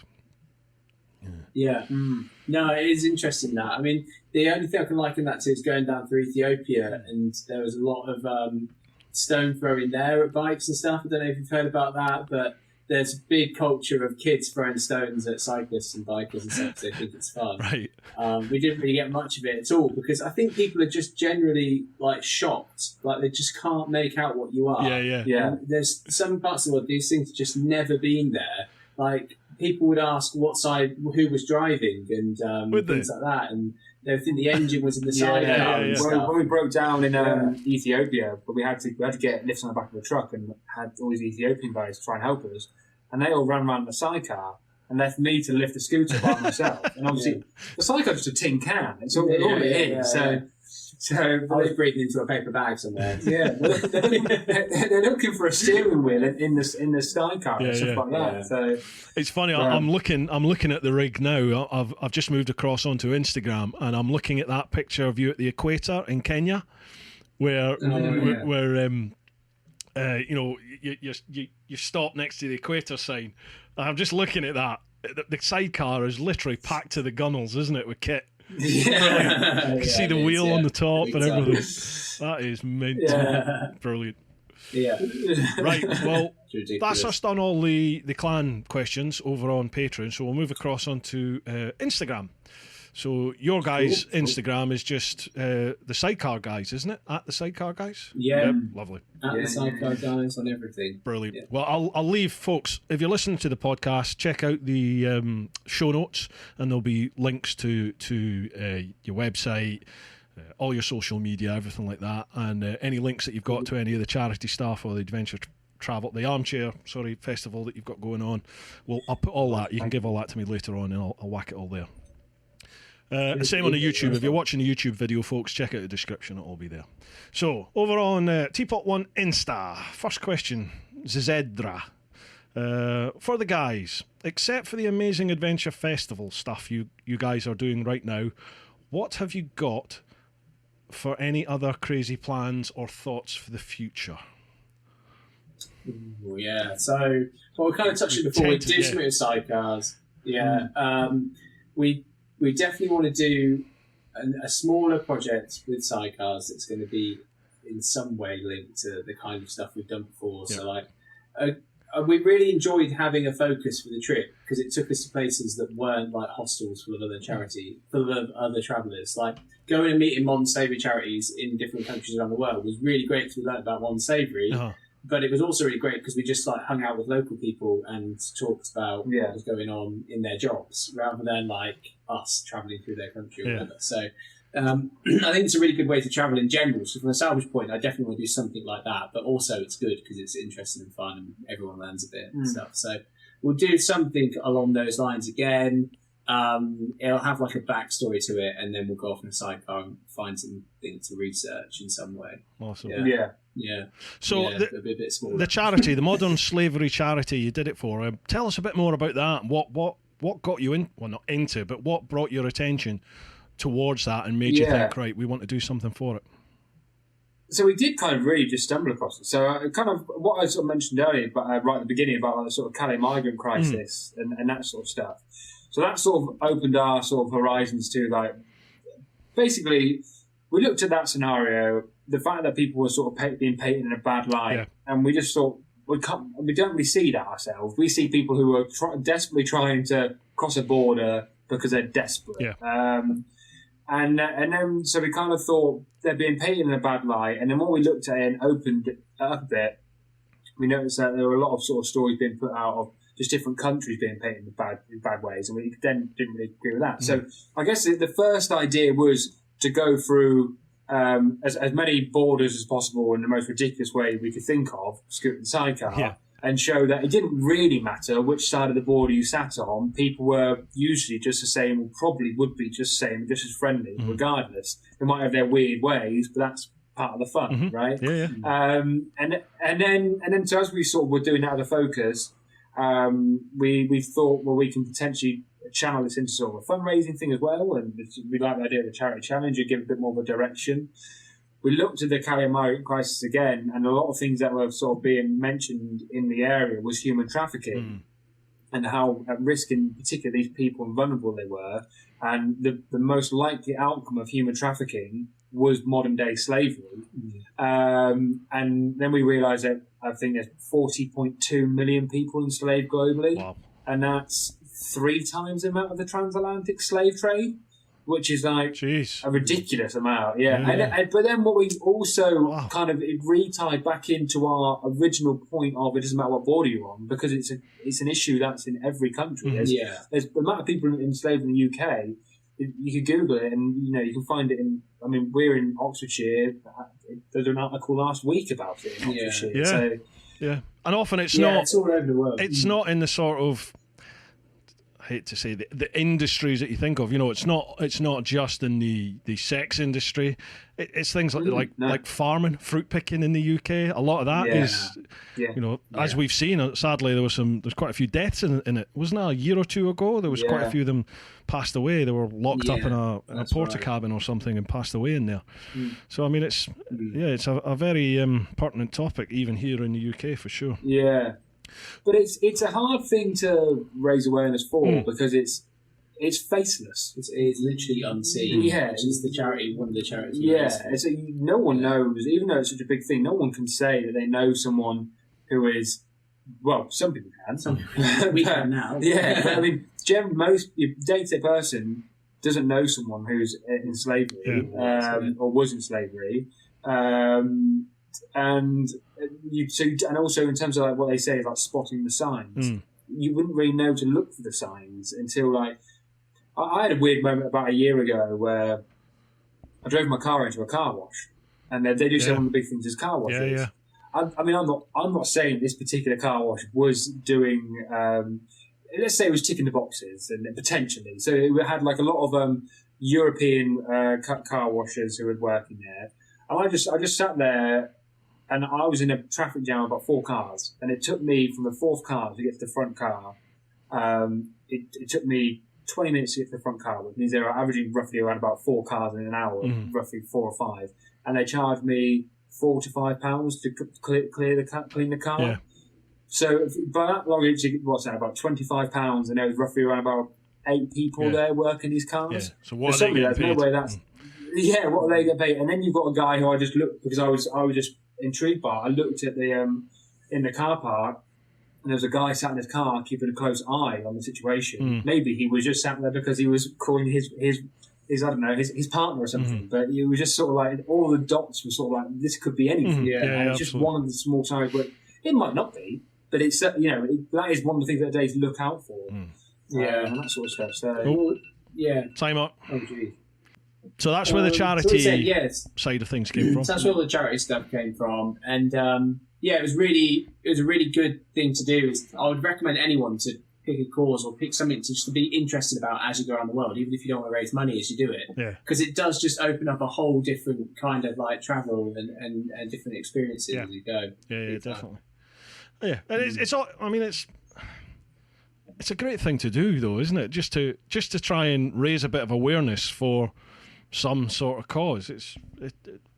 You can't fault people for doing that sort of things, and there's never going to be a bad outcome from something like that. You're raising a couple of quid and you're raising awareness for a worthy cause. So fair play to you. Yeah, absolutely.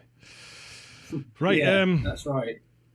We'll go. Oh, Sam. Sam just says, excellent news. Looking forward to listening to it. Sam Manicum. Josh Rule. If you could go back and tell you... I think we've covered this. If you could go back and tell yourselves one thing to make the trip even better, what would it be? Oh, okay. It's a slightly different angle. So one thing... Don't take Reece. Don't take what? Reece? Don't take Reece, So how do you think... Make it even better. How do you think that would go then, travelling solo? Would you ever think about that? Obviously, you wouldn't go on a... Yeah. Well, you could, I suppose. Sidecar. I would think about it big time, yeah. I don't know.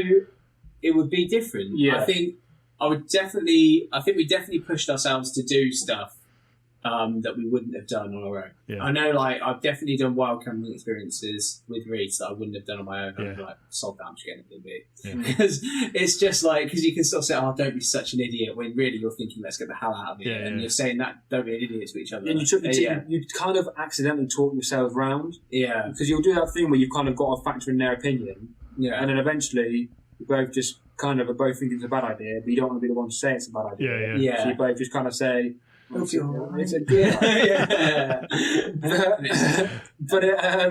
the same time, if you ask me, do I think it's probably more challenging in a lot of aspects to go solo than as like with a partner in travel? Without a doubt, I think to do that is very different. You've got to be a particular kind of person to do it. I've never done it as such, but I know. Some of the scenarios that I found myself in, I couldn't tell you if I'd have been the same in that scenario if I was by myself, whereas you've got someone there who's in the same sort of thing with you. So even though in reality you're probably no safer at all. Like we're just completely useless people. So one average person is a lot safer than 2 of us together. But it would be. It's just like sort of knowing you're not sort of in it on your own. Do you know what I mean? It's kind of quite a big thing.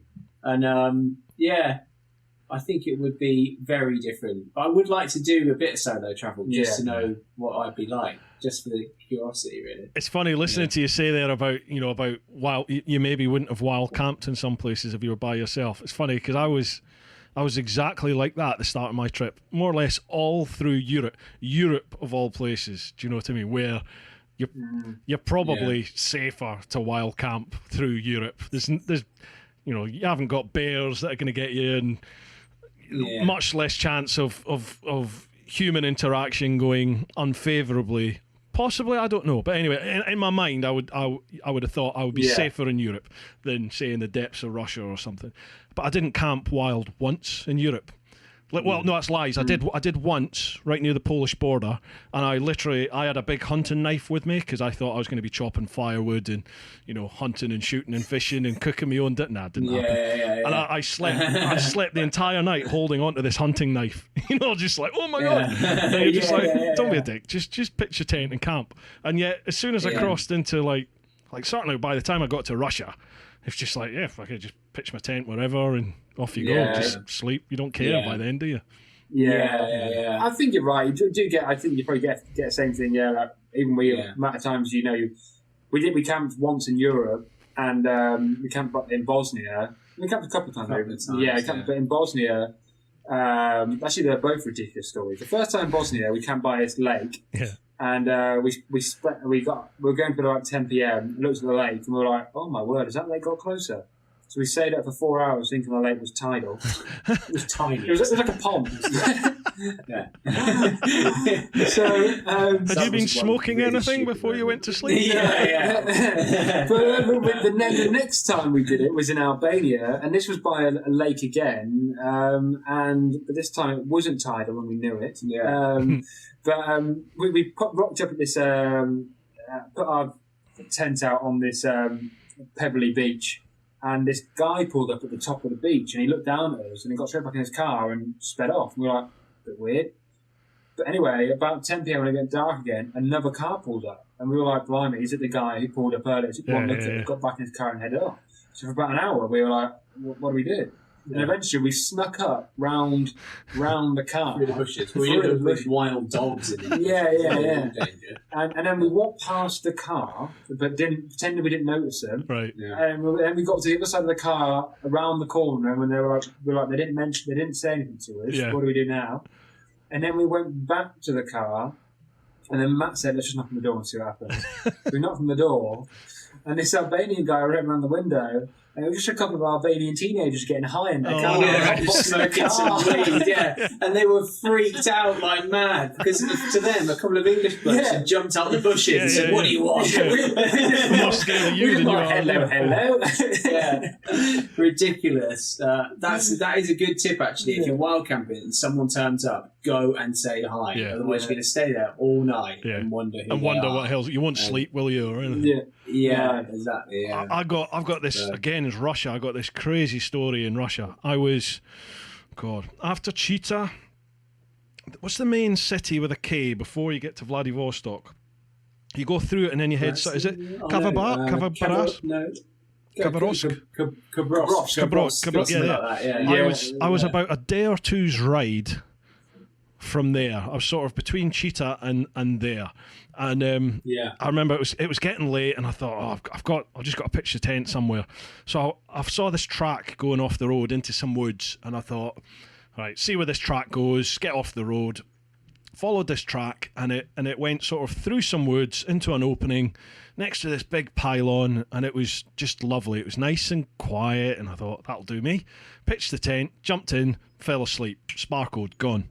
About 2-3 o'clock in the morning, the ground was moving. It was vibrating. I could feel it rumbling underneath me, and there were all these like headlights and torches flashing. I could see through the tent, and all these Russian guy voices. I was like, shit in hell. And I literally I lay in my tent thinking, what am I going to do if I go out? They're going to see it's just me. So potentially there's like 20 of them and me, and I thought, oh, that's bad. And then I started thinking, I left everything on my bike because I thought I was in the middle of nowhere. So my wallet, passport, everything is on my tank bag on the bike, which was just next to my tent.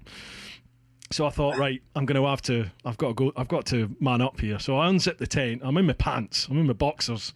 Like I took three pairs of boxers with me for a year and a half. So you can imagine the state of them.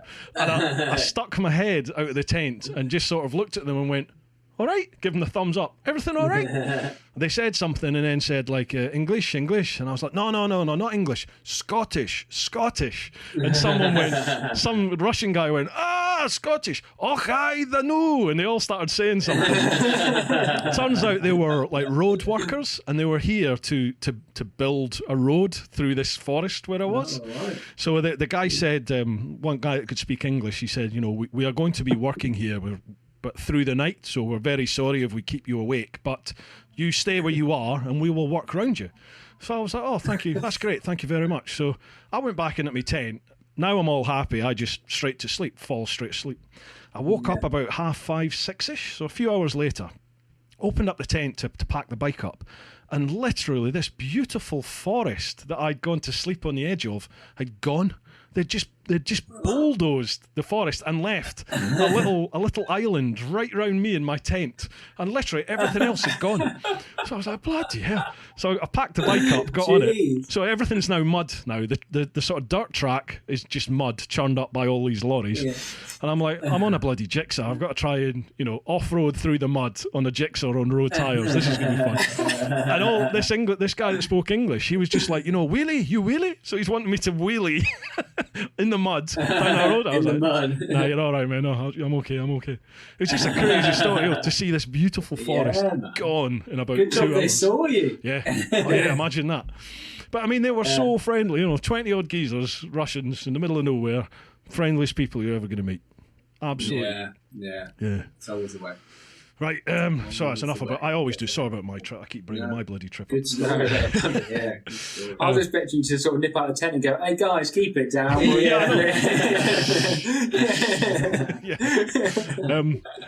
we got here? Dave Gilligan, 1981. How much inspiration did you get from Lloyd and Harry in Dumb and Dumber? Very good. We do get that. Yeah. Them and Wallace and Gromit. Yeah, Wallace and Gromit. Yeah. We did try and get a sponsorship from Morris and Gromit at one point. The guys that created. We sent them an email. Yeah, didn't hear from them. Yeah, we did try. Yeah, well, should have tried. Well, I've just thought of this because I've seen it here. Have you done anything with the English Electric Motor Company?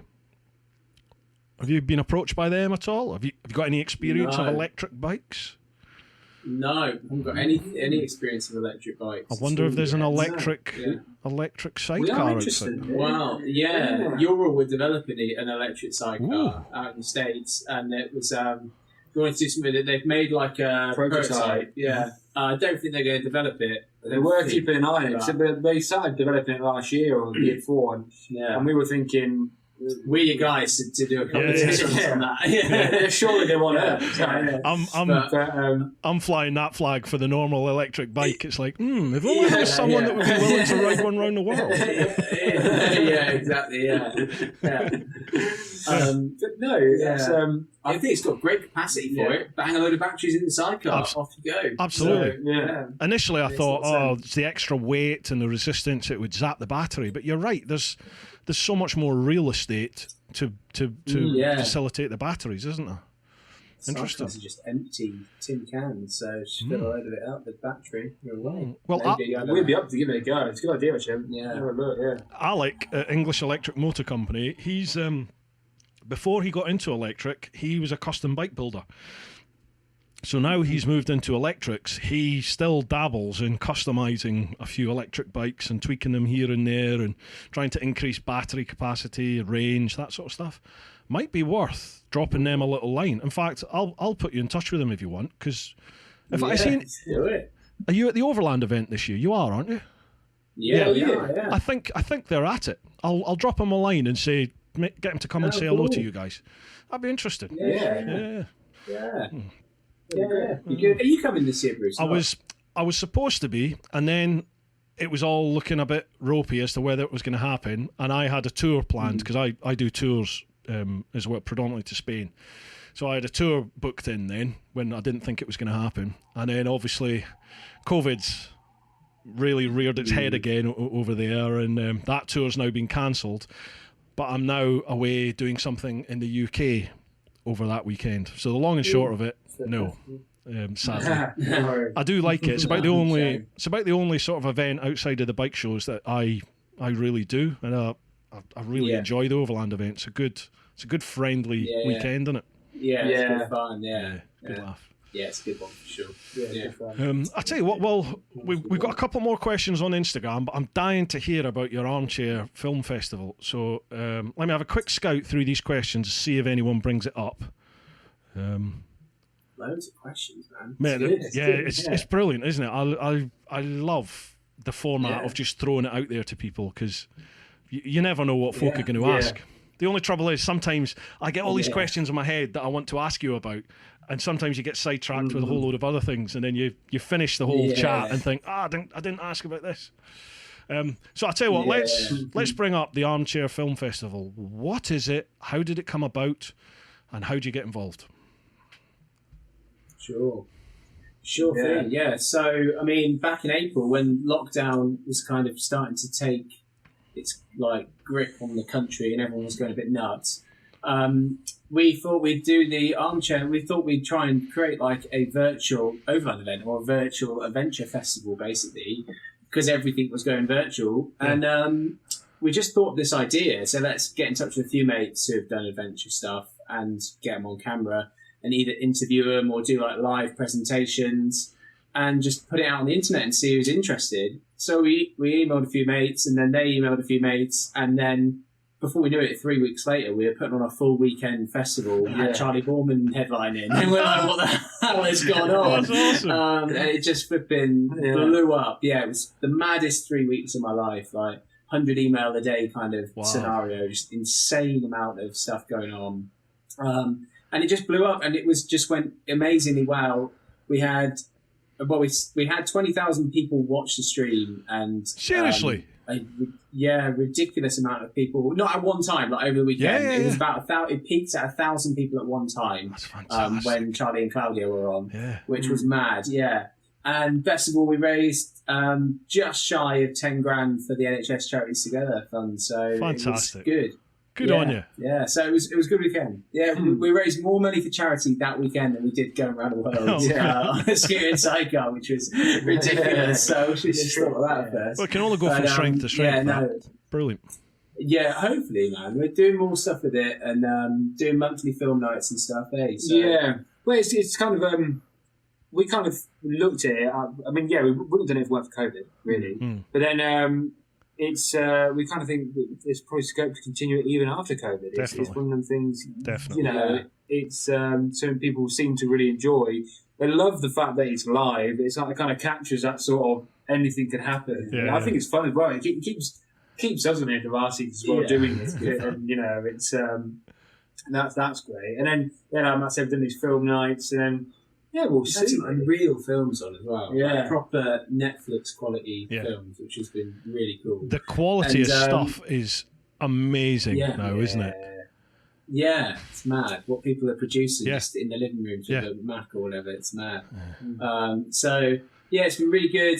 This month, we've got one going on. I'm not sure when this is going out, Bruce. When's it going out? This one will go out on Wednesday. Yeah, on Wednesday. Yeah, so hopefully you saw us on Monday night. we had a good time. Yeah, so we're doing Reece's short film that he's made about London to Cape Town on Monday night, and then we've got the big festival in winter. We're doing 27th to 29th of November. We're doing another big proper festival. We'll get people on and have chats and stuff. Yeah, it's been so much fun. Yeah, it's just a good crack. So. It's a good thing. I mean, I imagine like you. When you sort of come back from a trip, it's kind of finding your place, kind of in direction of where if you want to continue in this sort of, I suppose, niche field to a degree. And it's kind of put us nicely in a position where we feel that it's something we can continue with. I was going to ask. So it's quite nice in that respect, and it gives us some sort of work on, as well as doing our own ventures and sidecar stuff. We've got another thing now, another entity that we enjoy doing. To focus within the sort of. Exactly, and it helps you get in touch with sort of like-minded people and that sort of stuff, which is nice. Did you suffer with the post-trip blues then when you came back, or how have you been? No, we always say actually we're probably some of the few who didn't, and the reason being was probably Russia. Yeah, it was because it was the end. It was cold. It was. Can't wait for it to end. Like, yeah, it was honestly because we thought it was. Yeah, we always joked we were going in on breakfast because we thought it might be our last one. Yeah, like, but it was. That's what it was like. So when we got home, it was like that is a relief. Like, I think if you'd have pulled me home at Canada, I'd have been like, it'd been a completely different thing. Yeah. I think after 6 months, 7 months, I probably had a bit more of a, I missed it more, I think. Yeah. But of the initial feeling, I don't think I got what some people describe as like what now? Like grief. Yeah. I think I definitely, a few nights I'd lie there and just think like, it feels weird not to be outside. Yeah. Like, I just feel I haven't been not camping for so long. Yeah. Like, and it's just that life is just not the same back home as it is on the road, which is good in many, many ways. And in other ways, there's just that little bit of excitement and that little bit of what's going to happen. And, just kind of that like feeling you get when you're out on the road that is very different. Totally. I think there's also like, if you go for something for a certain amount of time, probably longer than, I don't know, 6 months, a year, when I got back, obviously you kind of end up in this bubble of what you're doing. And when you get back, everyone who knew has moved on and done something else in some degree. Mm. So there's some people who I probably spoke to before I left, I don't speak to anymore, just because subconsciously you're growing apart. Whether you would have grown apart not doing the trip, you don't really know. Yeah. I mean, it's just sort of people's lives have gone in different directions while your life is doing that. And that's kind of a weird thing. You kind of don't think about it, I don't think. It's not like a natural thing to you because you've literally put whatever your life was before on hold. Yeah.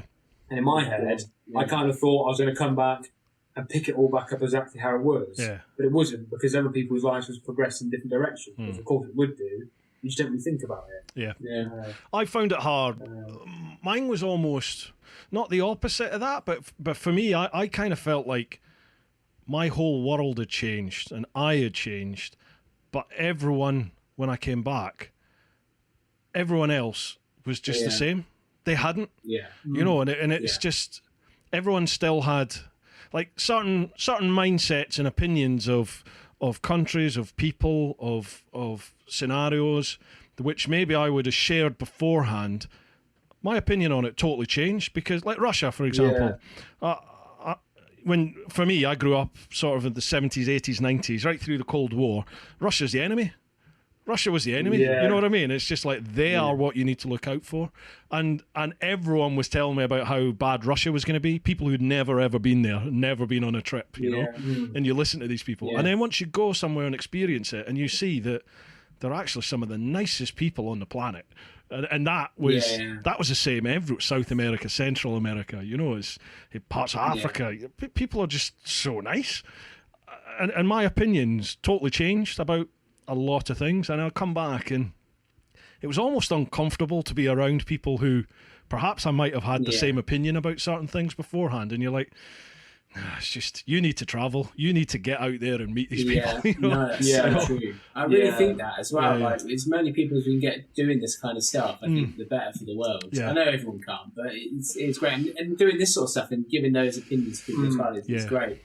I think I agree. I got home and so many people were just doing the same, and even like getting home, got back and was like, "Mum, I'm back, by the way. Hi." Something like just like weight on me, hand and foot. I'm back. And it's like, and behold the great adventurer. Yeah, exactly. Yeah, you just sit home and you just crack on with life again, and it is kind of weird just to return to that normal life. But I think for us, because we were kind of like got ourselves into this kind of like adventure-y scene and stuff, there was lots of people to chat to where you can kind of like, they have like been there and done that. I know it sounds so cliche and a bit like wanky to say like, you weren't there, man, you don't know, but like it is, you do have to go and do this kind of thing to understand like what it's all about, I think, in some ways. What a really big help for me was one of the first sort of people I spoke to.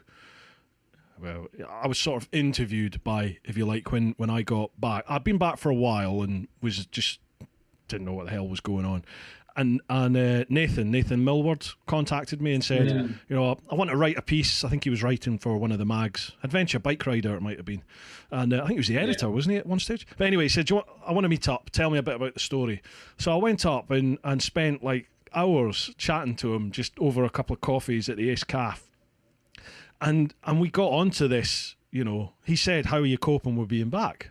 And it's the first time anyone had ever mentioned about the post-trip blues, because nobody mentioned it before I went. No one was talking about it. So I thought I was the only one going through this, thinking, you spoilt twat. You know what I mean? You've had the time of your life, and now you've got to come back to the real world. Man up and get on with it. Yeah. And chatting with Nathan, you know, Nathan opened up and said that he'd really struggled with depression and mental health and stuff during various different parts of his trips and stuff. And it was just like this massive eye-opener to go, oh wow, other people go through this. Oh, okay, right, all right. So it's not just me. A lot of people are. And then more people seem to talk about it now, for sure, definitely. It seems to be a topic that's brought up more and more, certainly at the Overland event. And it's just... It's nice and it's reassuring to hear that other people go through it. Yeah, definitely. No, I think you're right. I think people should maybe be a bit... I think people are aware now that may well be a part of your trip. You know, if you're away for a long time, when you come back, it can take a while to adjust, a year, 2 years to adjust and get back to normal life again. Yeah, exactly. There's so many different kinds of trips, aren't there? It's like people do this kind of stuff, and I think like us, we do like a year and a half, whatever, and then you meet people like Lisa and Simon Thomas who 16, 17 years on the road. That's their life, isn't it? Yeah, and just keep going and going and going. And Sam, so many different 8 years. Things. Yeah, it's mad. I mean, imagine the post-trip blues from that one. I asked him about that. And he said, I think Sam said it was a case of he's learnt to focus on the next thing, whatever that might be. He's learnt just to focus his mind on his next adventure. It might not be for a year or two, but I've got something else coming. So maybe you guys having the festival and stuff to plan, maybe that helps. Well, I'd be fair to say now, as soon as we got back, we straight away did think, what can we do next? We didn't want to sit on it. So I think it did help us a bit. We had this idea, which we had rolling, which we parked a little bit for the time being, but we probably will pick it up in the future to look at potentially sort of sidecar tours and that sort of stuff. Is it explorable? Because it's sort of like something that people don't really touch upon, but it is actually a lot of fun. So we started working on it really quite hard, and we got quite far in the line. To the point where we were looking at a selection of certain bikes to use that we thought captured the image of like a vintage cool sidecar, almost 60s outfit that you sort of have in your head. And then we just decided they weren't going to be quite strong enough. You weren't the right time, and it wasn't quite the right bike really. So we parked it until we have the right thing. And then we realised that we were potentially, because of maybe what you said there, I think we were rushing it to try and keep the adrenaline buzz going. And as a result of that, though, I think that maybe did help us sort of off the slide a little bit, if you know what I mean, sort of steady the drop a bit. So I think a lot of people do that kind of thing. I think I remember hearing Steph talk about how she was planning to go across Africa on a camel or something. And people just start planning crazy stuff and just hope, for the next adventure. I want to get Steph on here actually. A lot of people have said, could you get Steph on for a chat? So she's always a good laugh. She's always a good giggle. It's good fun. She is, definitely. Right, who else we got here? Catalan Adventure. Oh, she's just been putting an article together on you guys for Moto Gusto magazine. Oh, cool. So check that one out. That's Catalan Adventure on Instagram. Keep an eye out for that. Arctic Riders just saying that he loves your stuff. Have you met Gordon, Arctic Rider? Gordon, great guy. Awesome. And he's such a nice bloke. Really, really nice. Never met him in person, but he's such a lovely man with speaking online and stuff. He is, man. Yeah, he's a great guy. Really, he's done a lot of stuff for charity. Right, who we got here? The Mad Leprechaun hang on, TeapotOne. That's a sidecar. You still have to fulfil your challenge. This chap, the Mad Leprechaun Murt, he got in touch with me a year or two ago, and basically said, I have a motorcycle and sidecar. You have got to come and try it. And I've been putting him off for about 2 years. He's come and met me at shows going, I've still got the sidecar. So it looks like it's going to happen. I'm going to have to take this. Right, that was the Instagram questions. And now we've got a couple on Facebook as well. So let's just move across there and have a quick look. Another one, Wacky Welshman. What was your highest and lowest points on the trip? Well, we kind of covered that, haven't we? Epic. Best I've done on a 125cc scooter is 3.5 day trip. Well, you kind of beat that. Yeah, you've beat that, definitely. What else? You had a few more CCs too. Yeah. What was the CC of your scooter? 279. 279. Yeah. Oh, was it, right? Yeah. But then, like you said, you're carrying a big old... It flew when it was solo, man. Such a good bike in general, but we'll put the cycle on it. I didn't quite like it quite as much. Have you still got it? Yeah, still got the rig. Yeah, go pick it up tomorrow. Take it to the Overland event. Awesome. Yeah. Brilliant. Yeah. So what are you doing at the Overland? Are you're just giving presentations, or you got a book coming out? We're launching the book in real life, nice. So that's where you'd be able to first get your hands on a copy. We just finished writing that, which is exciting to finish it and actually publishing it and stuff. So it's cool. Give me a show, mate. You wrote it. Do you want me to show it? It's right here, guys. Fantastic. I have them right here. We've got them absolutely everywhere right now. Where's that available? Yeah. It's on the Armchair Adventure Festival shop. It's the best place. Okay. armchairadventurefestival.com/shop. Beautiful. Or you can probably get it on Amazon, I think. But yeah, go on our shop. Then you get a nice signed one and a free sticker too. We've done those. Everyone, bikers love stickers, right? Honestly, stickers. Get some stickers. Stickers do well. Definitely, stickers do well. I'll leave links down below, folks. If you want to get yourself a bike and a sticker, they'll be in the show notes and description. Yeah. So, did you guys self-publish, or have you got a publisher on board, or? Well, we self-published, but we've been exceptionally lucky and had some support from something called the Change Your World Fund. Oh, okay. Which is, I don't know if you've heard of it. It's a fund based out in the States. It is, once upon a time it was, or it maybe still is, the charitable arm of the Overland Expo, which is like the big overlanding event out in the States. Yeah, I've seen them on Insta. And yeah, they're an awesome bunch of people, and their founders, Jonathan and Roseanne. You're right, mate. The camera just stopped. I just think the camera just stopped. Oh. Camera just stopped. Sorry, man. Do you want to check that out? My alarm's just gone off now. Right, we sync up the audio again. Oh yeah. Beautiful. Yeah. Right, let's try and seamlessly blend this in. So your book, did you guys self-publish, or did you get a publisher on board, or how did that work? Yeah, so we were super, super lucky because we self-published, but we had a huge amount of support through something called the Change Your World Fund, which is like the charitable arm of the Overland Expo, or kind of was. It was basically founded by the founders of the Overland Expo, two people called Jonathan and Roseanne Hansen, who are like the gods of the overlanding world. Like, they know everything about overlanding in any way, shape and capacity. Anyway, they founded this thing called Change Your World Fund. It was founded in honour of this guy called Alistair Farland, who was on a motorcycle journey and sadly crashed. He was going from Australia and he crashed and lost his life in the States just after going to the Overland Expo. And they linked up with his family and set up this awesome fund because Alistair was all about people from our age or our generation getting out and going and doing adventures and making films about them and making other people do them. So, or writing books. So basically, that's how it came about. And these guys decided to. We met Jonathan and Roseanne. They invited us along to the RGS conference last year, and we met them there.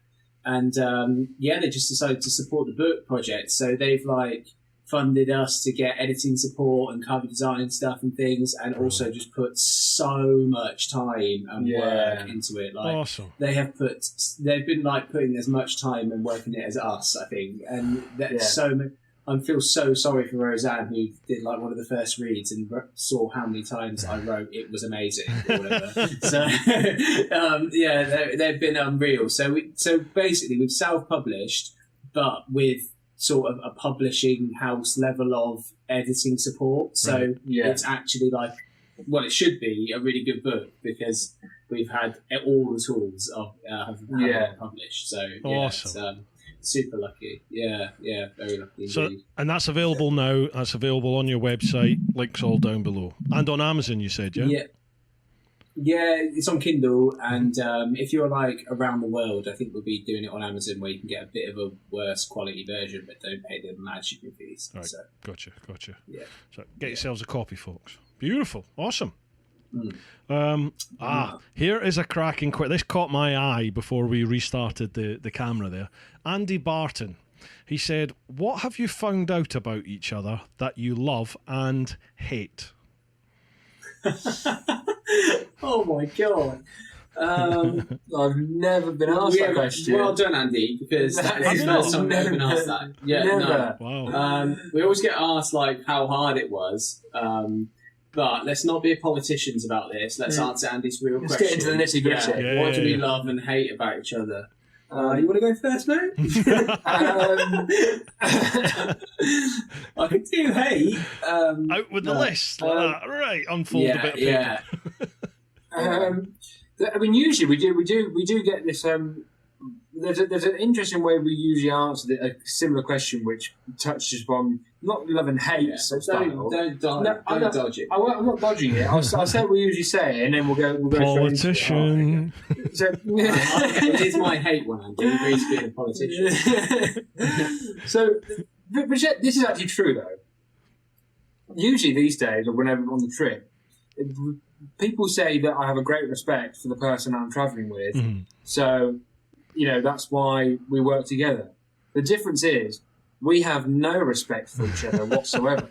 And what that means is that I don't care at all, ever, when Matt's annoyed with me, upset with me, is disliking me, and I know that he's feeling exactly the same way. Right. Yeah. So if I've annoyed Matt, I don't care, and Matt doesn't care, and then it's down. The onus is on the other person to get deal over with it. Yeah. Because you know they don't care. Yeah. So all you're really doing is annoying yourself more. So you might as well just crack on. So there's just have a nap in the sidecar, wake up, and so that's why we had very few arguments. Yeah. Did you? Because we just knew there was really very rare that we actually both cared about an issue. Because if someone was angry or whatever, the other one just wouldn't care that they were angry. So it wouldn't really. You can't fight nothing, can you? Oh, so very rarely. I wouldn't advise you do that with your other halves, people, right? Because that could get expensive. It's not a very healthy relationship, no. And, no, love and hate though. Tough one. Matt used to have a really annoying habit. Oh yeah, here we go. What's that? Keys.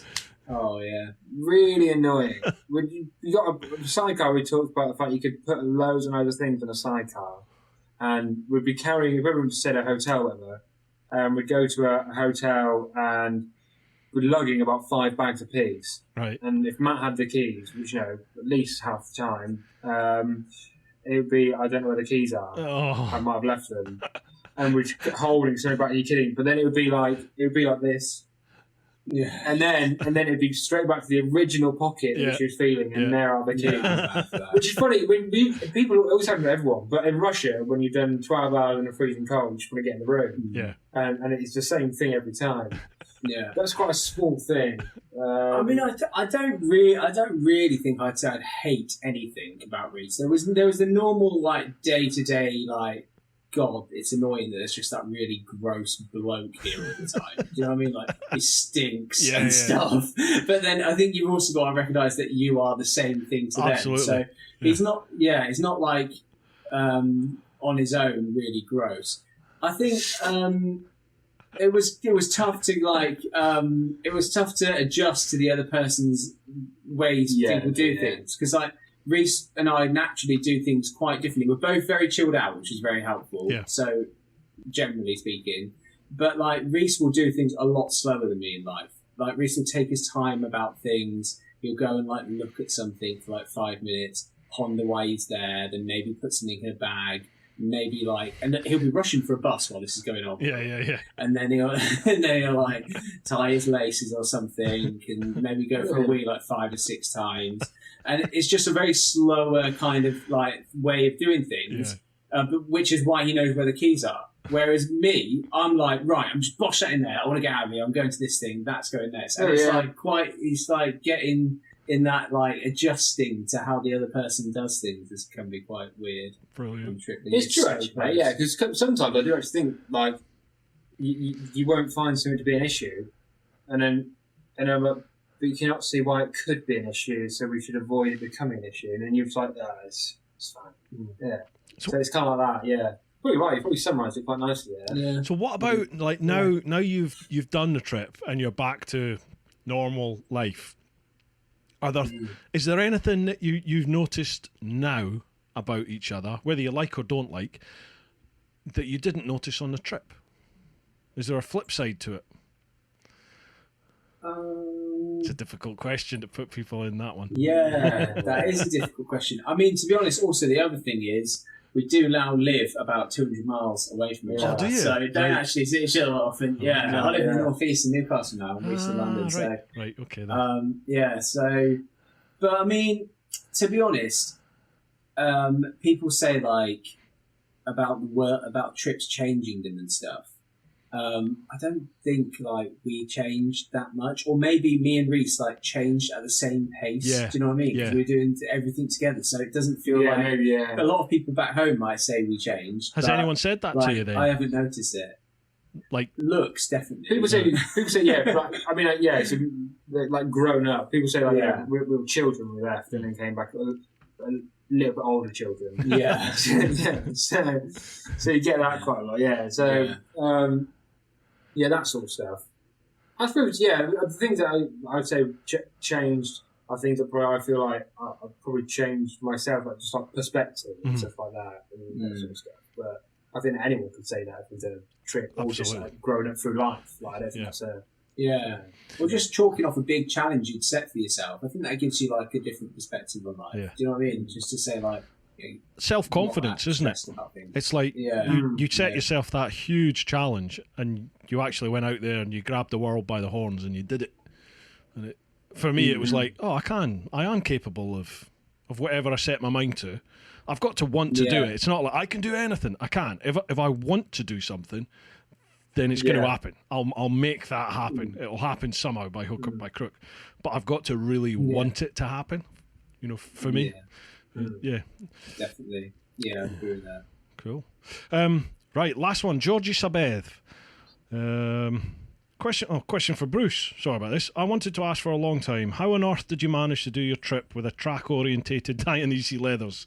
For me, I was doing it on a sports bike, so I always had it in my head that I was going to do it in leathers. And I always wore leathers beforehand, so I pretty much lived on my bike. I'd only ever ridden Gixxers. I was used to doing 40-odd thousand mile a year, all through the year in leathers, so it's no different for me. But are they comfy, bro? At the time they were. Yeah. Now, I mean, I went through 2 sets. One set. By the time I got to the States, I'd managed to pick up a sponsor on my trip, and one of the conditions of the sponsorship was that when I got to the States, I had to go to Houston to their they were an oil company, so I had to go to their global HQ, and they were going to arrange a load of media. So I actually ended up on Fox News. Talk about divisive. Oh, right. Half the country watches, half of the other country doesn't. But the sponsor were like, you cannot wear those. Like, I don't know if you saw, but they were white 2-piece race leathers. I've seen the video. Yeah. So by the time I got to the States, you know, I've been on the road for a year and a half. I'd had dengue fever at some point going through Southeast Asia, so I've vomited and shat myself in these leathers. They were horrendous. I'd lived in them constantly for like a year and a half. So the rucksack had worn away the back, and the shoulders had worn away, the arse had worn away where I'd been sat. So they were like, you cannot wear them on national TV. So they bought me a brand new set of leathers and got them all liveried up with the logos. So it actually worked against us, because there I am, the great adventurer on this news programme, but I'm in pristine white leathers, and it's like, you haven't been on the road for a year and a half, and it was, well, so I ended up with 2 sets of leathers, and neither of which fit anymore. I was just used to it. You just, as you touched on it, didn't you? You when you're living on the road, especially if you're camping wild, you're gonna stink. It's just part and parcel. Yeah. So I would sort of live wild for 5 or 6 days and then book into a cheap hostel or motel and stand in the shower in my leathers, stand there for an hour and wash them off. What did you guys wear on your trip? Just this, really. Yeah, well, for the first, for Africa, we were fully kitted out the whole time, all time. God, bikes are dangerous. Let's wear absolutely everything. That was the really hot bit. Yeah. And then by the time we got around the world a bit more, we T-shirts. We always had we had this idea before, again, we were doing, and because we weren't bikers, our impression was that people who wore leathers looked dangerous. So we thought we didn't want to wear anything like the stereotypical biker, because we wanted to look as least biker as possible. Yeah. We wore padded jeans and stuff like that. Yeah. But then obviously by the time, a couple of months in, we were like, just a ridiculous thought process we could possibly think of. But we weren't bikers by any stretch. So but I mean, we could have been in shorts and t-shirts, because it did have a big stabilizer on it, and you can get thrown off it. But I mean, by the time when it was hot in the States, we'd sit in the sidecar in a t-shirt, just feet up on the sides, kicking out, relaxing. Yeah, because take shoes off. Yeah. I mean, we were driving so slowly anyway. The road rash would be like bicycle standard. So the amount of times when I was on my trip where I'd be in these places where it's like 80, 90, 100% humidity, it's 30, 40 degrees outside, the locals are literally in flip-flops, shorts, sometimes no t-shirts, and I'm in full leathers. And I was just like, what am I doing? But I think the most I ever did was take my gloves off. So I'd ride with no gloves. Yeah. And that's probably the worst thing you could do, because it's the first thing you put down. Right? But I would take my gloves off. And I remember in Australia, it was like 52, 53 degrees. And it was too hot. I had to put my gloves on because my hands were cooking. Oh, really? Crazy, I would say, positive sidecar, you can probably be a little bit more lenient with your padding. Yeah. If I was on a 2 wheels, I don't think I wouldn't do that on 2 wheels. No, But we had a seat belt in the sidecar. Did you? Kick your shoes off, have a nap. Also, it's kind of and it's also like, if the sidecar flips over, if you're sat in the sidecar, how you've managed to flip that thing in the first place means you're much more bothered than even just having the padding or not anyway. It must be something else much more seriously at play. Definitely. So, cool. Well, I'll tell you, that's all the questions. That's all the questions we've gone through. So Patreon, Instagram, and Facebook. There was loads of stuff that I wanted to chat about at the start, and I didn't in case they were covered in the questions. We covered the Armchair Festival. Highs and lows, that's covered. Oh, blimey. Well, I'll tell you what, is there anything you guys want to chat about? Is there anything in your mind? We chatted about the book and all that stuff, the armchair, lots of stuff. So I think kind of covered it all, really. Just come along and find out what it's all about in virtual worlds. Come on to the armchair. That's what we're doing these days, really. And to be honest, it's been weird for us to be on the other side of the camera or the interview thing, because we've just been so used to finding out about other people's adventures and stuff. Kind of forgotten that we did one. So now, it's been cool to do. Come along to an armchair night. It's always free. And they're good fun. Just have to sign up on the website, armchairadventurefestival.com, and then we just get people to come on and talk about different adventures, watch films and stuff. Well, folks, check it out. And you've got a YouTube channel as well, haven't you, that covers the trip? Yeah. So it's so the YouTube channel has got the trip a little bit. We did weekly videos at the time. We're actually in the process of turning it into like a 3-part miniseries, really. Uh-huh. So the idea is we're actually going to, well, we will have, by the time this is released, we'll have aired the first episode as part of the book launch of London to Cape Town by Scooter and Sidecar, which I've done. It's and good. then It's fun. Yeah, Awesome. and then so there will be 2 more episodes. It just kind of fit nicely for our trip because it was the sections were London, Cape Town, the Americas, Russia, back to the UK. So we kind of thought it fits quite nicely. So the rest of it will all come up together as a whole end of this year, early next. Reece had a lot of help from Austin Vince on that as A well. lot of And you help, can see yeah. Austin's influence. Yeah, It's, awesome. it's good fun. He's been great. Did Yeah, you do- it's nothing too heavy. Did you do his film school before you went? No, No? we didn't know again because we didn't. such novices about stuff. We didn't even know, Yeah. like, we didn't even know what Horizons was. We didn't know, Wow. any of that stuff. We didn't have a clue. We went No. to What? the So you Overland went? event You went before we on the left. trip without any knowledge of Didn't know Horizons. about Horizons. Bloody No. hell! Yeah. Wow. We Yeah. we learned about Overlander in Gondar. Yeah, Yeah. so, yeah. But I remember like the first week, we were like, the first week we were like, we put like a little like montage really together our first week on our own. And there must be like some motorcycle Facebook group, must it? yeah. Well, only one of the Yeah. biggest And then we were, databases oh. in the world. Yeah. Yeah, and then we're like, oh, it's Horizons Unlimited. Yeah. Oh, I knew nothing about yeah. it. God knows what Wow. we've been doing for a couple of years. Yeah. Getting sponsorship, really. Yeah. But we went to the Overland event before and that, but we did. So Austin Yeah. never knew we even existed, and then he got in touch with us. Probably about Cape Town, didn't He he? called me up in Cape Town on Facebook Messenger, said, Matt Bishop, I'm here to speak to you and make sure your film's not shit. Thanks, Austin. Yes. So you can come play it at my festival. Great. He said great. that to I really me want hear before about I it. went, and then I think he watched the first vid I did on my trip and then gave up. He was just like, Oh, really? yeah, he won't be in my festival. I was like, yeah, all right, fair enough. He's a There character, you go. Austin. He's a character. Yeah. He's a character. He He's is good a fun. Yeah. character. Yeah, but he just told us a load of tips on how to film stuff, Mhm. and we tried to listen. but Sequence transition. really hard. Sequence transition. Yeah, Yeah. exactly. Yeah, It is hard, like even like editing stuff now. Like, I hope it's all right. I've enjoyed doing it. I've still got a bit to do on it, and it's like a learning Yeah, process. yeah. But also with it, if you didn't film it when you did it right, it doesn't matter you can what do you now. can do. There's do now. limits I as to can't what go- you can do in post, isn't there?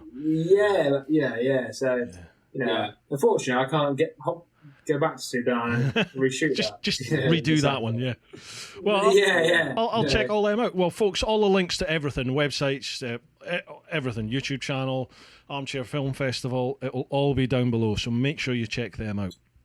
yeah, please do. Gents, I've really enjoyed it. I hadn't actually. The first I heard about you guys was the start of COVID when someone mentioned something about an Armchair Film Festival, and I was like, what is that all about? And then I must admit, it got lost on me because I was wrapped up in my own little world.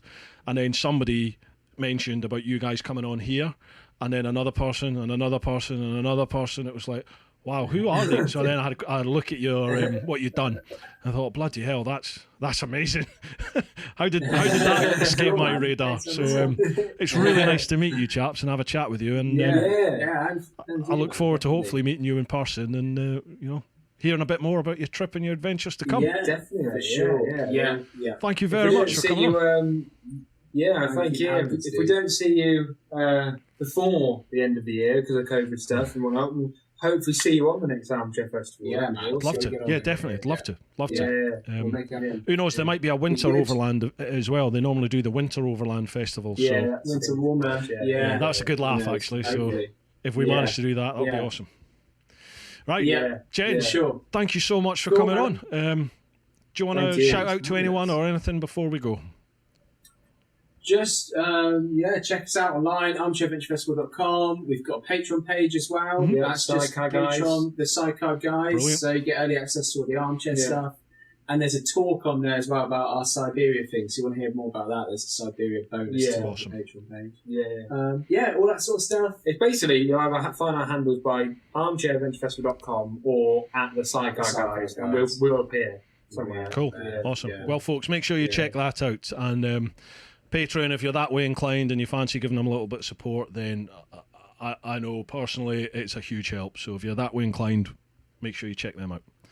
Gents, thank you so much for coming on. It's been an absolute pleasure, and I look forward to meeting you in person, and we can have a beer in person. A good old matter.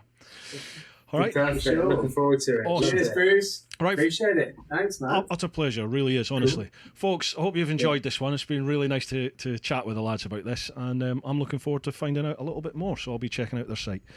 Right, folks, I hope you're doing okay. I hope you're still managing to struggle on through this. I've given up saying it'll be all right, we'll get through, because who knows what's going on. But keep doing your thing. Keep looking after those that you love. But most importantly, live your life. Woo-ha! Right, lads, cheers. Got that done. Nice. Cool. I love that, yeah. I love the little behind the scenes. Yeah.